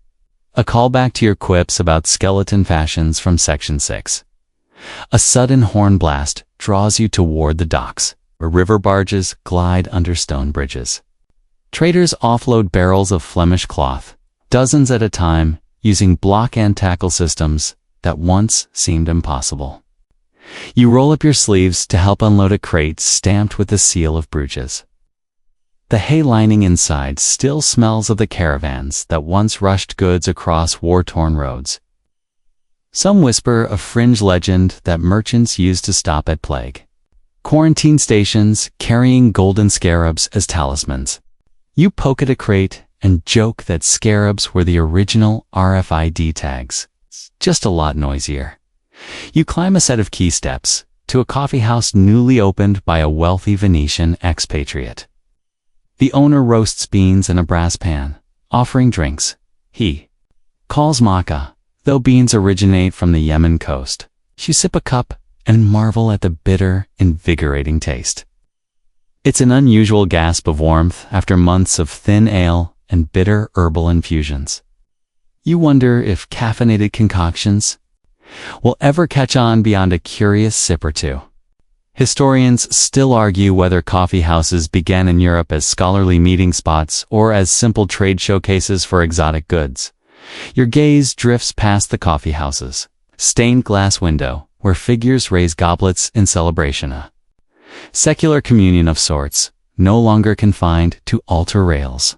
You steal a seat by the hearth and listen as ship captains and moneylenders debate trade wars, their voices low but eager. One claims the price of silk has doubled in the last decade. Another argues that copper coinage debasement will crash the market. You lean in, catching every word like gold, knowing these are the rudiments of modern economics in action, before you rise to leave. The barista slides a small wooden token across the counter, stamped with the coffee house's crest. He says these tokens can buy you a cup on credit and double as proof of membership, a proto-voucher system that feels oddly contemporary. You pocket it next to your colored glass shard and fiber map, muse that passports, tokens, and tattered parchments have become your constant companions. You step back onto the quay as twilight drips gold across the water. Its lantern-lit windows glimmer like jewels in the dusk. You think of the guild halls, the bourse, and the coffeehouse siege, a testament to human resilience in the face of devastation. The plague emptied cities. Now their regeneration hums with possibility. You trudge onward, coins jingling, ovens roaring behind shuttered windows, and you realize that early capitalism, all its odd relics and experiments, was perhaps the greatest cure to fear of all. You push open the heavy oak doors of a university hall and step into a vaulted chamber where laughter and whispers swirl around rows of habacked walnut benches. The air smells of musty parchment, chalk dust, and candle smoke. Blend that tingles your nostrils like the first sniff of morning coffee. Sunlight slants through tall, mullioned windows, illuminating moats that dance like tiny fireflies. You settle into a corner beneath a fresco of Athena, goddess of wisdom. Her marble gaze seeming to nod approval as you unroll your map from section 7 and brush off a fleck of colored glass shard from section 5. Its single quotes as the mid-14th century. And the plague's aftershocks still tremble through academia. Medieval universities, those gritty workshops of logic and theology, are reinventing themselves.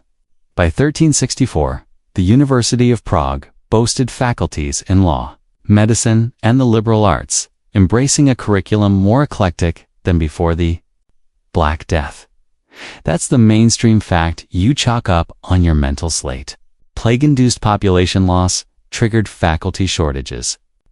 So professors welcomed students from across Europe, sowing seeds for a pan-continental intellectual renaissance. You creep closer to a podium, where Master Salvatore lectures on the rediscovered texts of Aristotle.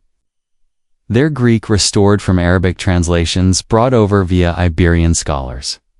Historians still argue whether these classical revivals sprang directly from plague-driven curiosity or if they would have blossomed anyway as part of a larger European rediscovery. Salvatore flips a folio open with a flourish, dust motes billowing. Like ghostly spirits freed from the pages, he quotes Cicero, then winks. If rhetoric cures plague of ignorance, we'll be healthier yet. Along the aisles, scribes hunched over slanted desks copy manuscripts in iron gall ink. The monotony of scriptoria once fueled plague's boredom. Now it fuels humanism's fire. You notice one scribe pausing to sniff the ink-stained quilsum. Whisper, it doubles as a personal antiseptic, believing the tannin's sharp scent wards off miasmas. It's a fringe tidbit you stash alongside that ledger of poultry remedies and preserved toad bits. You imagine the scribe's quill leaving a faint violet haze in the air. Modern forensics would call it a chemical hazard. Its medieval minds called it innovation. 3 light jokes flicker in your head. You wonder if students will soon complain. Of ink blot congestion, whether marginalia counts as ancient graffiti. Or if the next fad will be scented scribbles rosewater scholasticism. Anyone? You stifle a giggle and feel the professor's eyes flick toward you. Curious if you're a visiting scholar or just an oddly amused onlooker. Behind Salvatore, a narrow alcove serves as an informal salon. Poets, philosophers, and wayward clerics debate in hushed tones. One recites Petrarch's latest Italian sonnet, celebrating a muse's eyes brighter than Venetian glass. You recall your colored glass shard and map glowing gold in the sun, beauty found even in broken fragments. Another guest swirls wine infused with star anise, convinced that digesting exotic spices sharpens the mind, an odd cure for mental malaise that traces back to plague-era spice fanciers who believed pepper warded off melancholy. You wander toward an adjacent lecture where a young medic named Isabeau teaches about anatomy. She displays a vellum illustration of the human body's humors and their relations to seasonal air. Historians still argue whether plague's decimation prompted medical schools to open cadaver dissection or if ecclesiastical permission would have arrived regardless. You shiver as Isabeau lifts a bone saw and begins a demonstration on sheep's sinews. She joked that if this is the future of medicine, you'll stick with water and well-being. Overhead, a student flicks a slender lamp and nearly burns the professor's manuscript. He curses in Latin, dabbing at ash on the vellum with his sleeve. You sigh, thinking that early university life resembled a slow-burning candle more than a seminar room. Yet, from these embers, humanism kindles an intellectual blaze that will one day light the Renaissance. You slip out into a side gallery hung with student disputation. Notices small wooden boards nailed above doorways listing debate topics. Does fortune rule all? Is poetry superior to philosophy? Can a smiling syllogism stave off fever? You smile, pondering whether sophistry ever cured a cough. A fringe rumor has it that some lecturers invited trained amphibians, frogs, into lecture halls believing their croaks could predict imminent outbreaks. You doubt the frogs passed their oral exams. 3 light jokes drift in again. You wonder if frog attendance counts toward liturgical hours, whether miasma-driven mood rings would complement class attire, or if professors will soon require plague passports for entry. You tuck those jokes away, resisting the urge to share them aloud in this hallowed hall. Outside, you find a courtyard where aspiring scholars pace under a colonnade. Ivy climbs stone pillars, scarred by mortars used to seal mass graves, tangible reminders of plague's toll. You rest on a weathered bench, carved with half-faded verses. Knowledge blooms where fear once stood. A young philosopher named Janus approaches, offering you a pinch of violet-scented powder. He claims inhaling it enhances concentration. By invoking the plague's ghost, channeling its terror into intellectual rigor. Scholars still debate whether such startling stimuli actually sharpened minds or merely starved them of sleep.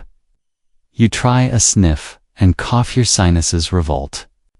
Janus laughs as you wave away violet dust. The sun dips toward evening and torches are lit along the cloisters.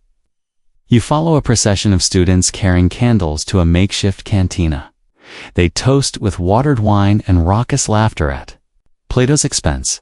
One student knocks over a cup and spills red liquid on ancient floor tiles. You quip that, at least it's not red ink, lectures on grammar might be cancelled. They grin, raising mugs in solidarity.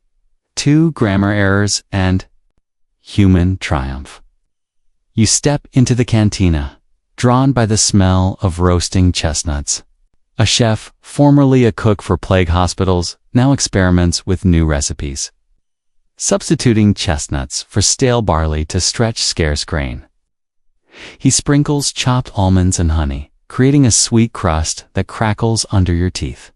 You think, if medieval chefs applied the same creativity to medicine as they do to menus, plague cures would come with a side of pastry by flickering lamplight.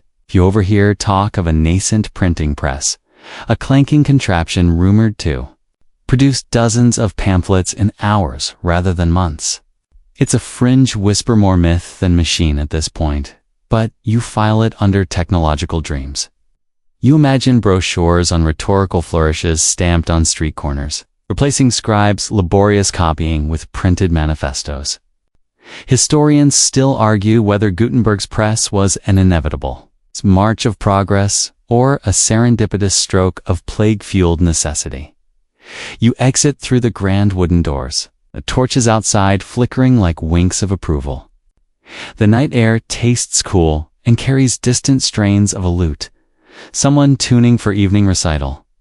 You tuck your indulgent chestnut skin into your pocket and adjust the sachet of musk and ambergris from section 3. Your map flutters in your satchel beside the colored shard, and you feel the weight of knowledge as tangible as a sack of grain. You trudge down a cobblestone street, the shadows of students lingering on shutters like ghostly chalk drawings.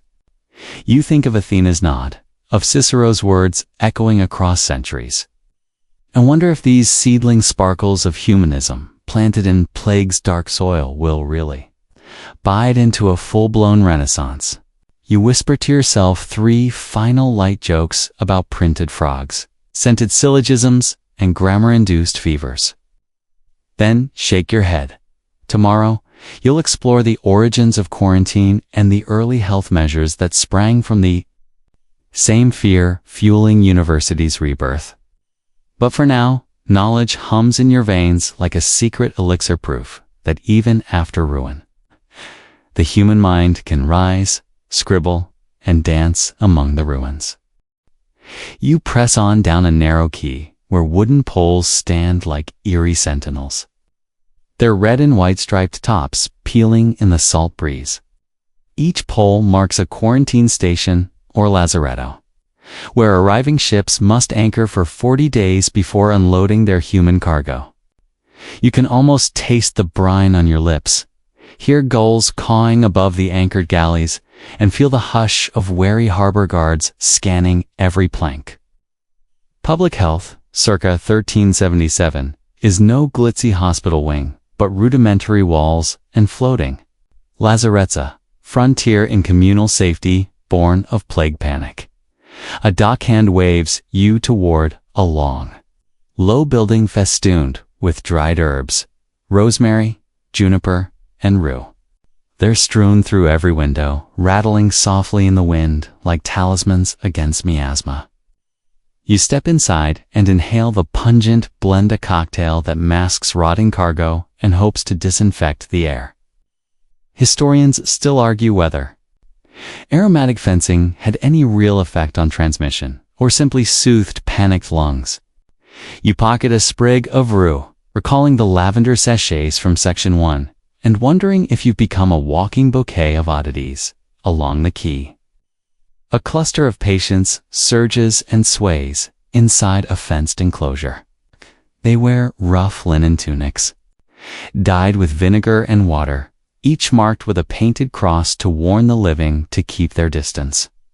A fringe tale says some quarantined sailors were made to wear goose feather coats to confuse plague-carrying rats, though no one's sure if birds or burlap proved more effective. You cover your nose with the edge of your cloak, joking that if rat-fowl hybrids existed, they'd make the perfect pandemic pet at the lazaretto's gate. A sky-blue banner flutters, embossed with a skull and hourglass. You shiver, imagining the weight of those symbols, time running out, mortality everywhere. A gaunt health official hands you a sheet of parchment outlining the rules. No leaving the precinct. No trading goods ashore, and no touching your neighbor's elbow even. Chubones for sympathy. You read each command in a flat tone. Then let your mind wander to the playful effigy near the gallows from Section 9. Quarantine regulations may save your hide, but they'll also crush your social life harder than Lord's whips. You veer toward a wooden table where men in black cloaks and pointed hats proto health. Spectres prick quills into inkwells and record names of captains and passengers. Their hats are rumored to be stuffed with beeswax and mint, an early cousin to plague doctor masks. You lean in, catching a whiff of mint so sharp it clears your sinuses like an overpriced lozenge. 3 light jokes drift in. You imagine these? Inspectors pitching minty fresh contagion protection in street ads. Whether they sold toothpaste for rats, or if someone ever complained that my plague tasted too minty.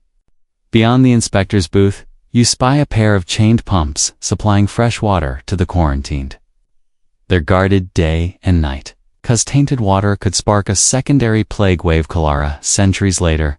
But here, it's all rumor and caution. A fringe account claims some quarantined crews threw rats into the well to test its safety, reasoning that if the rat survived 3 days underwater, so might a mariner. You quirk an eyebrow and joke that this isn't the best customer service test you've heard. On the wharf, stone plaque commemorates the first public health ordinance in Ragusa, modern Dubrovnik, in 1377. It's decree requiring all ships to anchor before disembarking. That's your mainstream fact for the day. Ragusa's is arguably Europe's earliest systematic maritime quarantine. You trace your finger along the worn letters, feeling centuries of fear and hope etched into the stone. You think, if only modern? Airports posted such plaques next to baggage claim. A small tent nearby houses a makeshift chapel where quarantined souls kneel to pray. Incense smoke drifts through the tent's flaps, and you hear murmured recitations of psalms. A fringe belief holds that holy water applied beneath the tongue could counteract the pestilent. Humors, though priests mostly used it to keep spirits up rather than germs down. You dip a fingertip in holy water, let it cool on your tongue, and joke that the only thing worse than quarantine is bland relocation therapy at midday. You're offered a bowl of thin gruel barley, boiled in rosemary and vinegar stock. They call it Lazarus's broth, the presumed antidote by association with a biblical figure. You sip carefully, tasting sour oats and hope. It's gritty, like survival itself. You recall the black broth from section 3 and think this is a softer cousin, less toad. More therapeutic oat. You wander below deck of one anchored ship where windows have been nailed shut. Inside, sailors pace on planks soaked with brine and sweat. They're rumored to be testing new hygiene routines imported from Arabian ports, washing hands in rosewater before every meal. Historians still argue whether such practices spread from East Mediterranean trade or emerged spontaneously in plague's chaos. You wash your hands in a barrel of rosewater, feeling absurdly regal and slightly sticky dot above. You catch sight of a signal lantern swinging on a mast. Green means all clear, red means stay put, and yellow means inconclusive. This crude semaphore is a fringe marvel, an early warning system that required no barkeep to spread gossip. You wave to the signalman, joking that if semaphores get more colors, someone will invent pastel quarantines sure to clash with any sash on the pier. You join a procession of freed patients stumbling toward the shore. Each carries a whitewash stick and a certificate, safe conduct, signed by health officials. This certificate, your mainstream tidbit, is a precursor to the modern health passport. You tuck it into your satchel next to that wooden token. From Section 10 and the mosaic of charters you collected earlier. Together, they make the most dysfunctional travel kit in history. Before you leave the lazaretto, you pass a gardener tending a small herb plot fenced by driftwood. He cuts sprigs of sage and thyme, explaining that fresh herbs improve morale and might repel disease-carrying insects. It's a fringe notion you file alongside the goose feather coats and witch as well. You pluck a twig of thyme and slide it behind your ear, joking that you're now quarantine glamorous. Stepping off the dock, you inhale deep. The harbor fills your lungs with brine and possibility, a paradoxical blend of dread and defiance. You notice a painted sign on a warehouse wall, where no rings, give no rings, plague still clings. It rhymes, it warns, and it's probably as effective as any pamphlet from Section 11. You trudge up a stone ramp toward the city beyond, leaving behind the chanting chapel and the dancing rats below deck. You feel the weight of mace-headed questions. Did maritime quarantines truly curb contagion, or did they merely harbor suffering? Will human ingenuity always play catch-up with microbes? You don't have the answers, only that lingering sprig of rue, the smell of mint on your hands, and the memory of beaked doctors as dusk settles. You glance back at those striped poles, their colors muted under a lavender sky. You remember the dancing skeletons of Section 6, the pickaxes of Section 9, and the forged coins in Section 10. Quarantine, you realize, is another carve on Europe's evolving spine, measure both cruel and kind, born from fear yet forging solidarity. You trudge onward toward the folklore and legends of Section 13. The memory of the plague that will echo longer than any quarantine cordon. You wander into a lantern-lit tavern whose warped oak beams still creak with drunken laughter, though tonight the ale tastes sharper, tinged with nostalgia rather than mere hops. On a smoke-stained wall hangs a battered parchment quoting Boccaccio's opening lines from the Decameron. It's first circulated in 1353. 10 young storytellers fleeing plague-shuttered Florence spin tales to distract themselves from death's knock. That's your mainstream fact, one of the earliest works of vernacular prose, turning calamity into communal catharsis. You trace a finger over the script, imagining the author tapping quill to paper by candlelight, while outside, rats scurry across the cobblestones beneath your feet, as though auditioning for a sequel. A bard in a corner plucks a mournful tune on a lute painted with tiny skulls, the same motif you glimpsed in Section 6's chapel fresco. He weaves verses about a plague wraith haunting graveyards at midnight. A fringe legend some villagers still whisper. If you leave shoes at a crossroads, the wraith will slip them on and wander elsewhere. You picture a phantom sneakerhead, dragging lamenting footsteps away from your own weary bootsa. It's a comforting thought, if only your feet weren't already cramped. 3 light jokes flutter in your mind. You imagine telling the wraith to notch down its playlist, whether it'd prefer stilettos over clunky clogs, or if the wraith has a season pass for crossroads fashion. You stifle a giggle, aware that laughter here feels like lighting a torch in a tomb. A hushed conversation nearby catches your ear. 2 elderly women trading plague recipes recalled from childhood. One swears by burying garlic bulbs around your hearth to keep death's whisper at bay, while the other recounts singing lullabies in Latin backwards, a fringe ritual thought to confuse spirits. Historians still argue whether such charms offered actual psychological comfort or simply delayed the inevitable. But you tuck their whispers into your notebook of memory proof that folklore acts as both guard and comforter. You drift toward a cluster of villagers gathered around a pocket-sized chapbook hawked by a scruffy seller. Its cover reads, Songs of the Sorrowed. A collection of ballads lamenting deserted hamlets and mothers mourning babes lost to fever. You flip through stained pages and hum a verse about a widow chasing her husband's ghost through foggy moors. The seller claims each chapbook was printed on papyrus salvaged from plague pit markers. Fringe tidbit that makes you wince at the thought of reading on funeral shrouds. You laugh softly, thinking that recycled ephemera might beat any modern upcycling trend. Above the hearth, a painted sign reads, If you think you've heard this all before, the rats are still rehearsing. Ye snortrats are the only performers who never miss a rehearsal, though you suspect their act is more squeak than spectacle. This callback to Section 1's harbor rats reminds you how persistent plague lore can be, popping up like unwelcome sequels in every dark corner.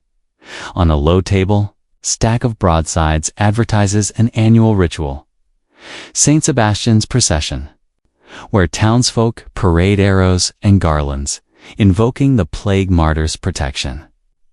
Lanterns bear his pierced image as villagers chant, Pierce the pestilence. Historians still argue whether these processions reinforced communal bonds or empowered ecclesiastical authorities. No small debate in a time when every procession could either heal fear or whip it into frenzy.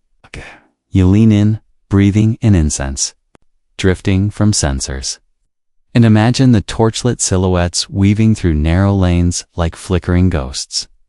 3 more light jokes skitter through your thoughts. You wonder if arrows double as mosquito repellents, whether Sebastian's staff charged admission for non-believers, or if the saint ever demanded hazard pay. You grin, noting that even sacred rituals carry a pinch of absurdity. A storyteller beckons you toward a circle of children perched on straw bales. She's reciting a tale of old Goodman's Tavern, where a gambler wagers his soul each midnight to avoid plague's grasp. The gambler, according to fringe lore, cheated by stealing death's hourglass and burying it under a thorn bush, only to find Jack's Dawes had repurposed it as a birdbath. You tuck this tall tale into your mental archive, amused by how humor and hope braid through even fatal fictions. Behind the circle, a faded tapestry depicts death's triumphant chariot pulling both kings and beggars alike. A quill-thin pickpocket leans against the wall, sketching his own parody, death tripping over horse blankets while horses laugh with skeletal grins. You catch his eye and nod. His caricature feels like Section 6's Memento Mori, given a stand-up reboot. He winks and presses the tiny sketch into your hand-a-fringe keepsake that feels more honest than any official chronicle. You wander outside. The night chills swept along narrow alleys lit by patchwork lanterns. Stone crosses mark old burial grounds, each engraved with dates and names now worn smooth. Mourners still leave clay pipes or coins at the base folk offerings, blending pagan echoes with Christian veneer.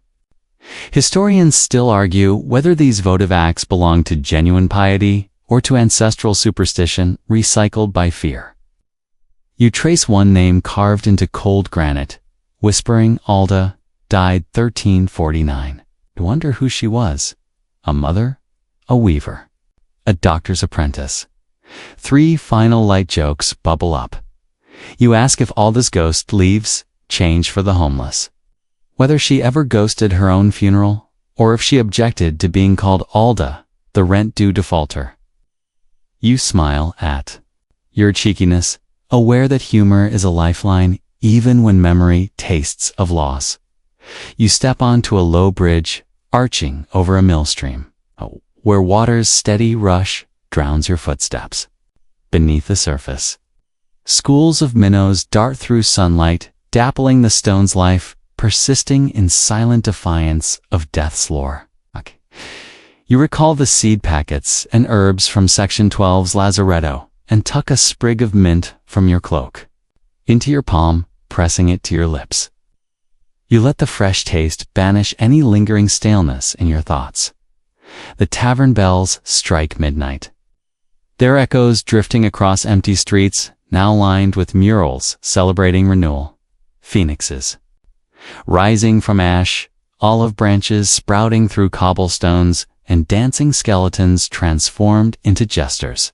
You smile at these images, a collage of collective memory, turning dread into decoration. You pause at a mural of skeletons blowing trumpets, grinning at your own shadow cast by torchlight, thinking that remembrance, like art or ballads, keeps the past from claiming the present entirely. You trudge onward, mindful of how plague stories wove themselves into Europe's tapestry of legends, blending fact, fiction, and hopeful embellishment. Your colored glass shard glints in your pocket, the chapbook under your arm, and the embers of folklore swirl around you like fireflies refusing to be snuffed out. You realize that memory, fragmented, fanciful, and fierce, is the most human remedy for oblivion. You step onto a rickety dhow bobbing gently in Alexandria's harbor, the decks slick with morning dew and the scent of cardamom drifting from nearby spice stalls. Salt-sprayed ropes creak underfoot as you steady yourself against the swaying mast. Behind you, minarets rise against the ochre sky, and before you, traders unload bales of silk and crates of ginger goods once halted by plague's shadowy reach in Europe. Now, in the early 15th century, Contagion's long arc loops back toward the east, and you're about to trace how Black Death, waves reshaped lands from the Nile to the Indus. You wander past a cluster of merchants haggling over a ledger that records pilgrims returning from Mecca. They whisper that in 1349, rumors of plague first reached Cairo by way of Yemeni ships arriving at Adnan, early spillover of pandemic currents from the Mediterranean. That's your mainstream fact. The Black Death's second wave surged outward, carried by trade routes that linked port to desert caravan, reshaping societies far beyond Europe's borders. You trace the ledger's scrawled lines with your fingertip, feeling ink raised like a scar across history. A saffron-robed merchant offers you a vial of pearl dust, claiming that Arabian alchemists ground oyster shells into talismans to guard against the Eastern miasma, a fringe belief that the winds of the Indian Ocean carried invisible death grains. You swirl the glimmering powder on your palm and sniff it till it smells faintly of the seaside, with a metallic temps your throat. You joke that if pearl dust really worked, every bride in Alexandria would wear a necklace of Eye of Newt instead, a long and narrow key. You pass engraved stone markers, the Mamluk Sultan's decrees ordering travelers from plague-ravaged Syria to quarantine at dockside lazarets. You note how the concept of 40 days isolation mirrored Venice's system you saw in Section 12.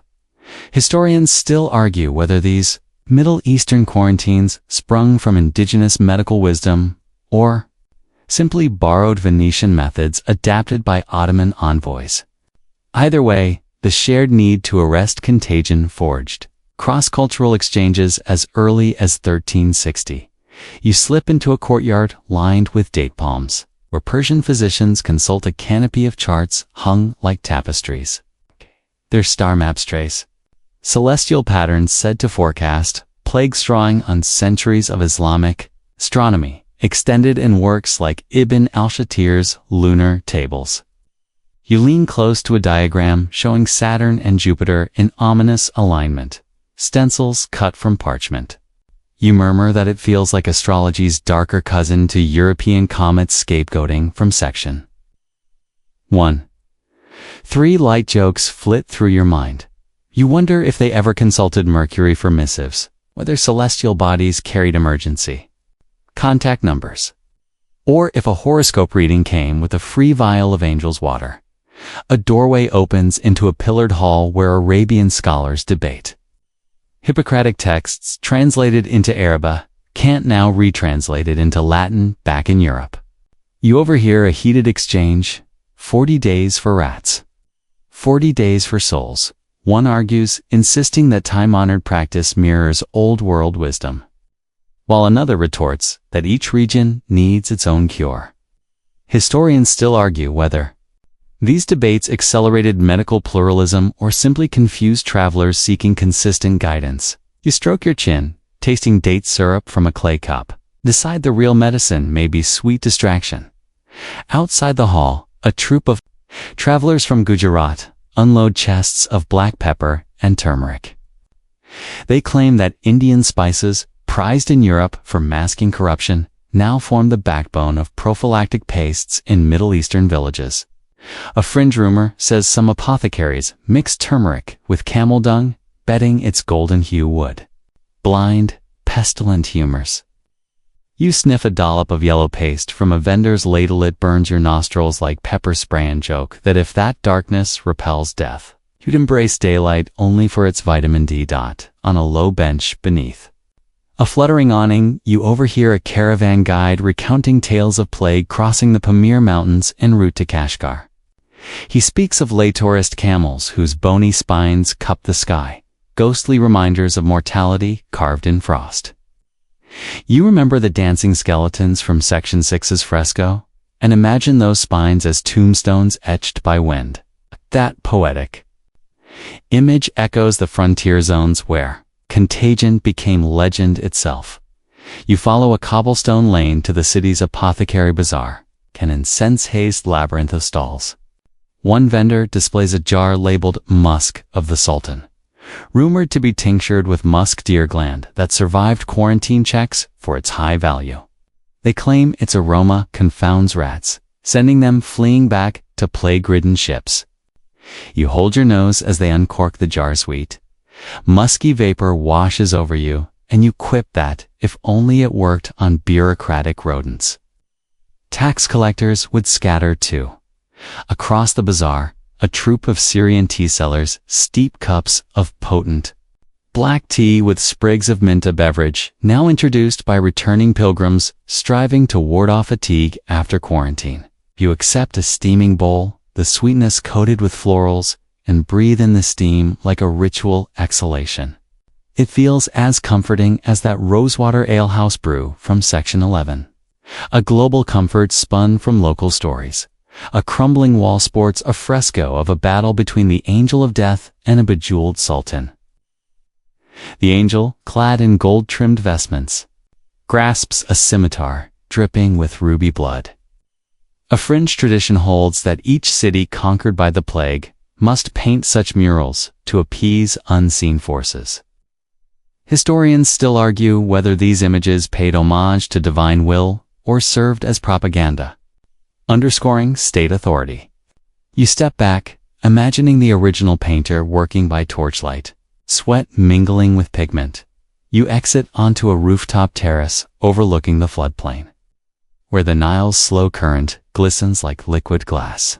From here, you see pilgrims, tents clustered like white bones on the sand, a quarantined camp lit by lanterns at night. The silhouette of the citadel of Saladin looms beyond, timeless witness to waves of sickness and survival. You sipped your tea slowly, recalling the zigzagging routes of contagion you've traced through Europe, now completing a loop. It's a heavy thought, but flavored with cinnamon.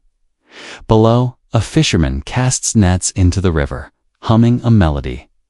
You recognize from a soldier's marching tune back in Section 9's revolt. You lean over and ask him if tunes travel faster than plagues. He laughs, dropping his net with a splash so loud it echoes off minarets. If stories tame fear, he replies, music tames the heart. You tuck that line into your mind up. Global refrain echoing across deserts, mountains, and rivers as dusk falls. You wander into a cot-chewing circle under date palms. Tribal elders pass around slender leaves, each chew slow and reflective.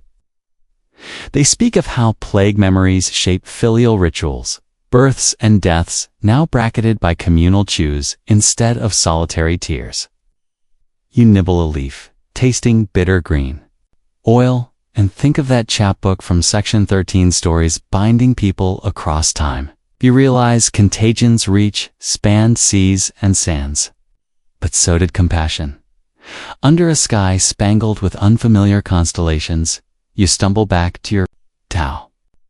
Lanterns swing from spars, casting rippling light across bowls of saffron rice left unattended on deck. You smile, recalling how trade routes that once stopped dead became pathways of knowledge, medicine, and memory. The pearl dust, the quarantine, poles, the date-scented air all form threads in a tapestry as vast as the world itself. You trudge toward your cabin, pressing your hand against the weathered deckboards. Tomorrow, you'll sail homeward, carrying tales of Asia's own plague dance. You tuck the merchant's ledger into your satchel alongside your colored glass shard.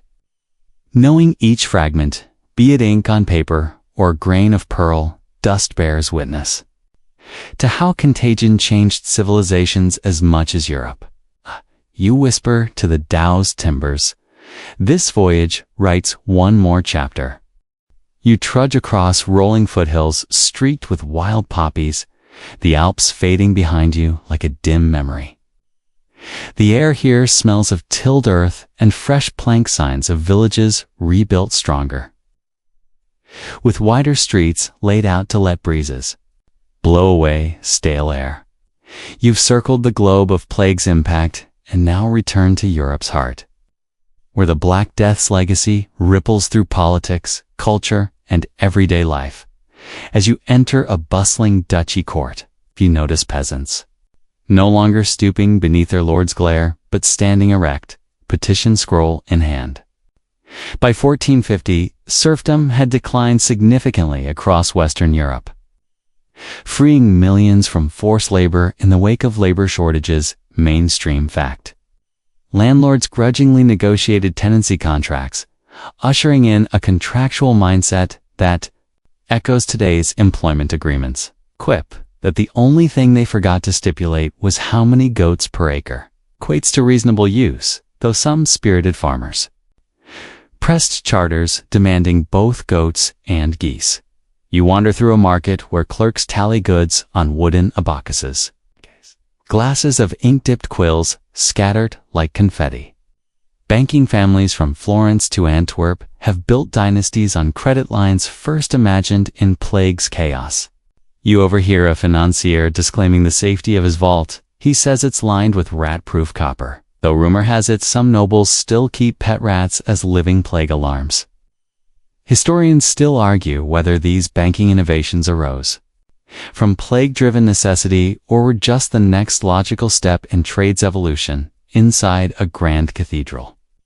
You glimpse frescoes, no longer dominated by dancing skeletons, but celebrating virtuous citizens.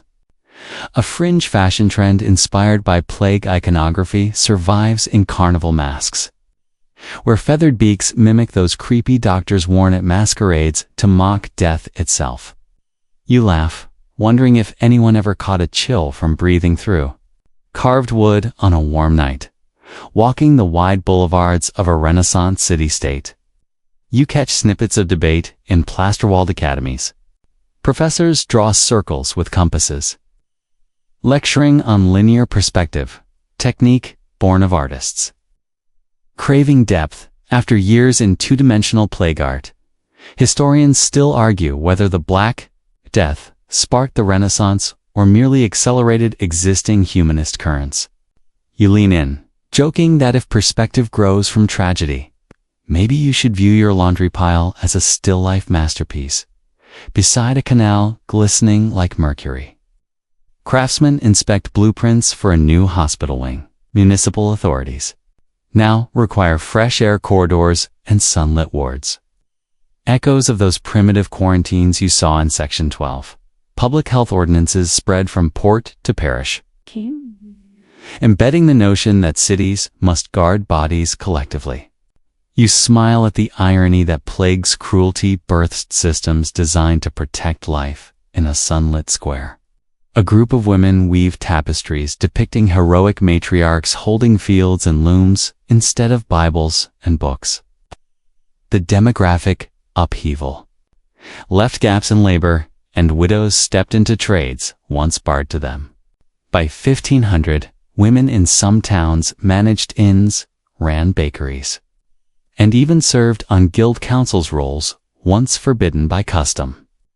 You tease that the only male-dominated guild left is probably the joiners, and they'll cave once they realize women carve sharper dovetails. A stately procession winds through cobblestone soldiers clad in colorful tabards, bearing flags stamped with city seals.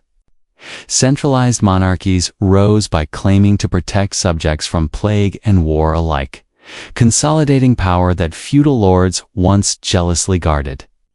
You note the early stirrings of nation-states, curious whether allegiances now favor crown over clan. You joke that passports are next, though sealed letters serve that purpose, promising safe conduct in exchange for tribute. Inside an ornate university lecture hall, young scholars, fluent in Latin and the vernacular, debate ethics and astronomy. They discuss Copernican whispers centuries before the theories dawn, reflecting a spirit of inquiry that blooms from the soil of catastrophe. The hunger for knowledge seems insatiable. Books multiply. Private libraries flourish, and reading becomes a sign of status as much as faith. You chide yourself that you should have packed more books instead of extra socks on this journey, in a gilded salon scented with orange blossoms. Patrons commission portraits capturing their likeness in sumptuous detail, a secular shift from saintly icons to human faces framed by architectural backdrops. Art patrons pay handsomely to preserve their own stories, confident their images will outlast fragile flesh. You riff that vanity has never been healthier. Why chase eternal salvation when you can immortalize a killer rough, an elaborate codpiece? Down narrow alleys, you pass boys juggling wooden skulls, a street-side nod to Memento Mori that's now a children's game rather than a requiem reminder. You pick one up, run your finger along its carved jawline, and muse that playfully acknowledging death might be the key to living without constant dread. A fringe notion, perhaps, but you tuck it into your coat pocket as a talisman. Stepping onto a city rampart at sunset, you survey rooftops of red tile and white stucco, spires catching the dying light. Below, citizens stroll promenades once deserted. By plague a communal rite of leisure that would have seemed luxuriously frivolous a century prior. You realize that the greatest legacy of the Black Death might be this: life's renewal thrives on the very scars left by devastation. Your footsteps echo on the battlements as night descends, and you feel the pulse of a continent remade. Gather your map from Section 7, the shard of colored glass from Section 5, the token from Section 10, and the ledger from Section 14, all fragments of a history you've carried across oceans and mountains. Each relic testifies to humanity's capacity to rebuild, reinvent, and remember. You pause. Gaze tethered between fading horizon and the city's glowing windows, okay? And grasp the truth pulsating through centuries. The plague didn't just kill. It cracked open the world, letting light and air shape a modern age. You inhale the night air, tinged with citrus blossoms and candle smoke, and step down toward tomorrow's promises, tools forged from calamity and compassion alike. As you settle beneath a canopy of stars, your pace slows. You breathe deeply, letting gentle night breezes carry away the dust of your journey. You notice the hum of distant lanterns, the faint clink of glass in deserted taverns, and the soft whisper of leaves against silent rooftops. The bustle you witnessed, alarms, riots, Renaissance courts, fades into a calming hush. This hush reminds you that even the wildest storms grow still. Your heartbeat steadies as you recall the dancing skeletons and fiery bonfires, the pest houses and palace banquets weaving into a single tapestry of survival. In this tranquil moment, you can feel ancestor hands guiding you, smoothing the edges of fear into lines of resilience. The world you know pulses with life born of loss. Churches rebuilt, guilds recast, sciences reborn, and hearts rekindled. You let that assurance drift through you like a lullaby sung at dusk. Soon your eyelids grow heavy, each breath a gentle wave pulling you toward rest. Trust that the stories seared into Europe's bones guide your own steps, tomorrow breathing life into dust and memory into stones. Let sleep cradle you with the same kindness that rebuilt cities from plagues. Ashes dot. Now, close your eyes, feel the night's soft embrace, and drift into dreams unafraid. End of script. Sweet dreams.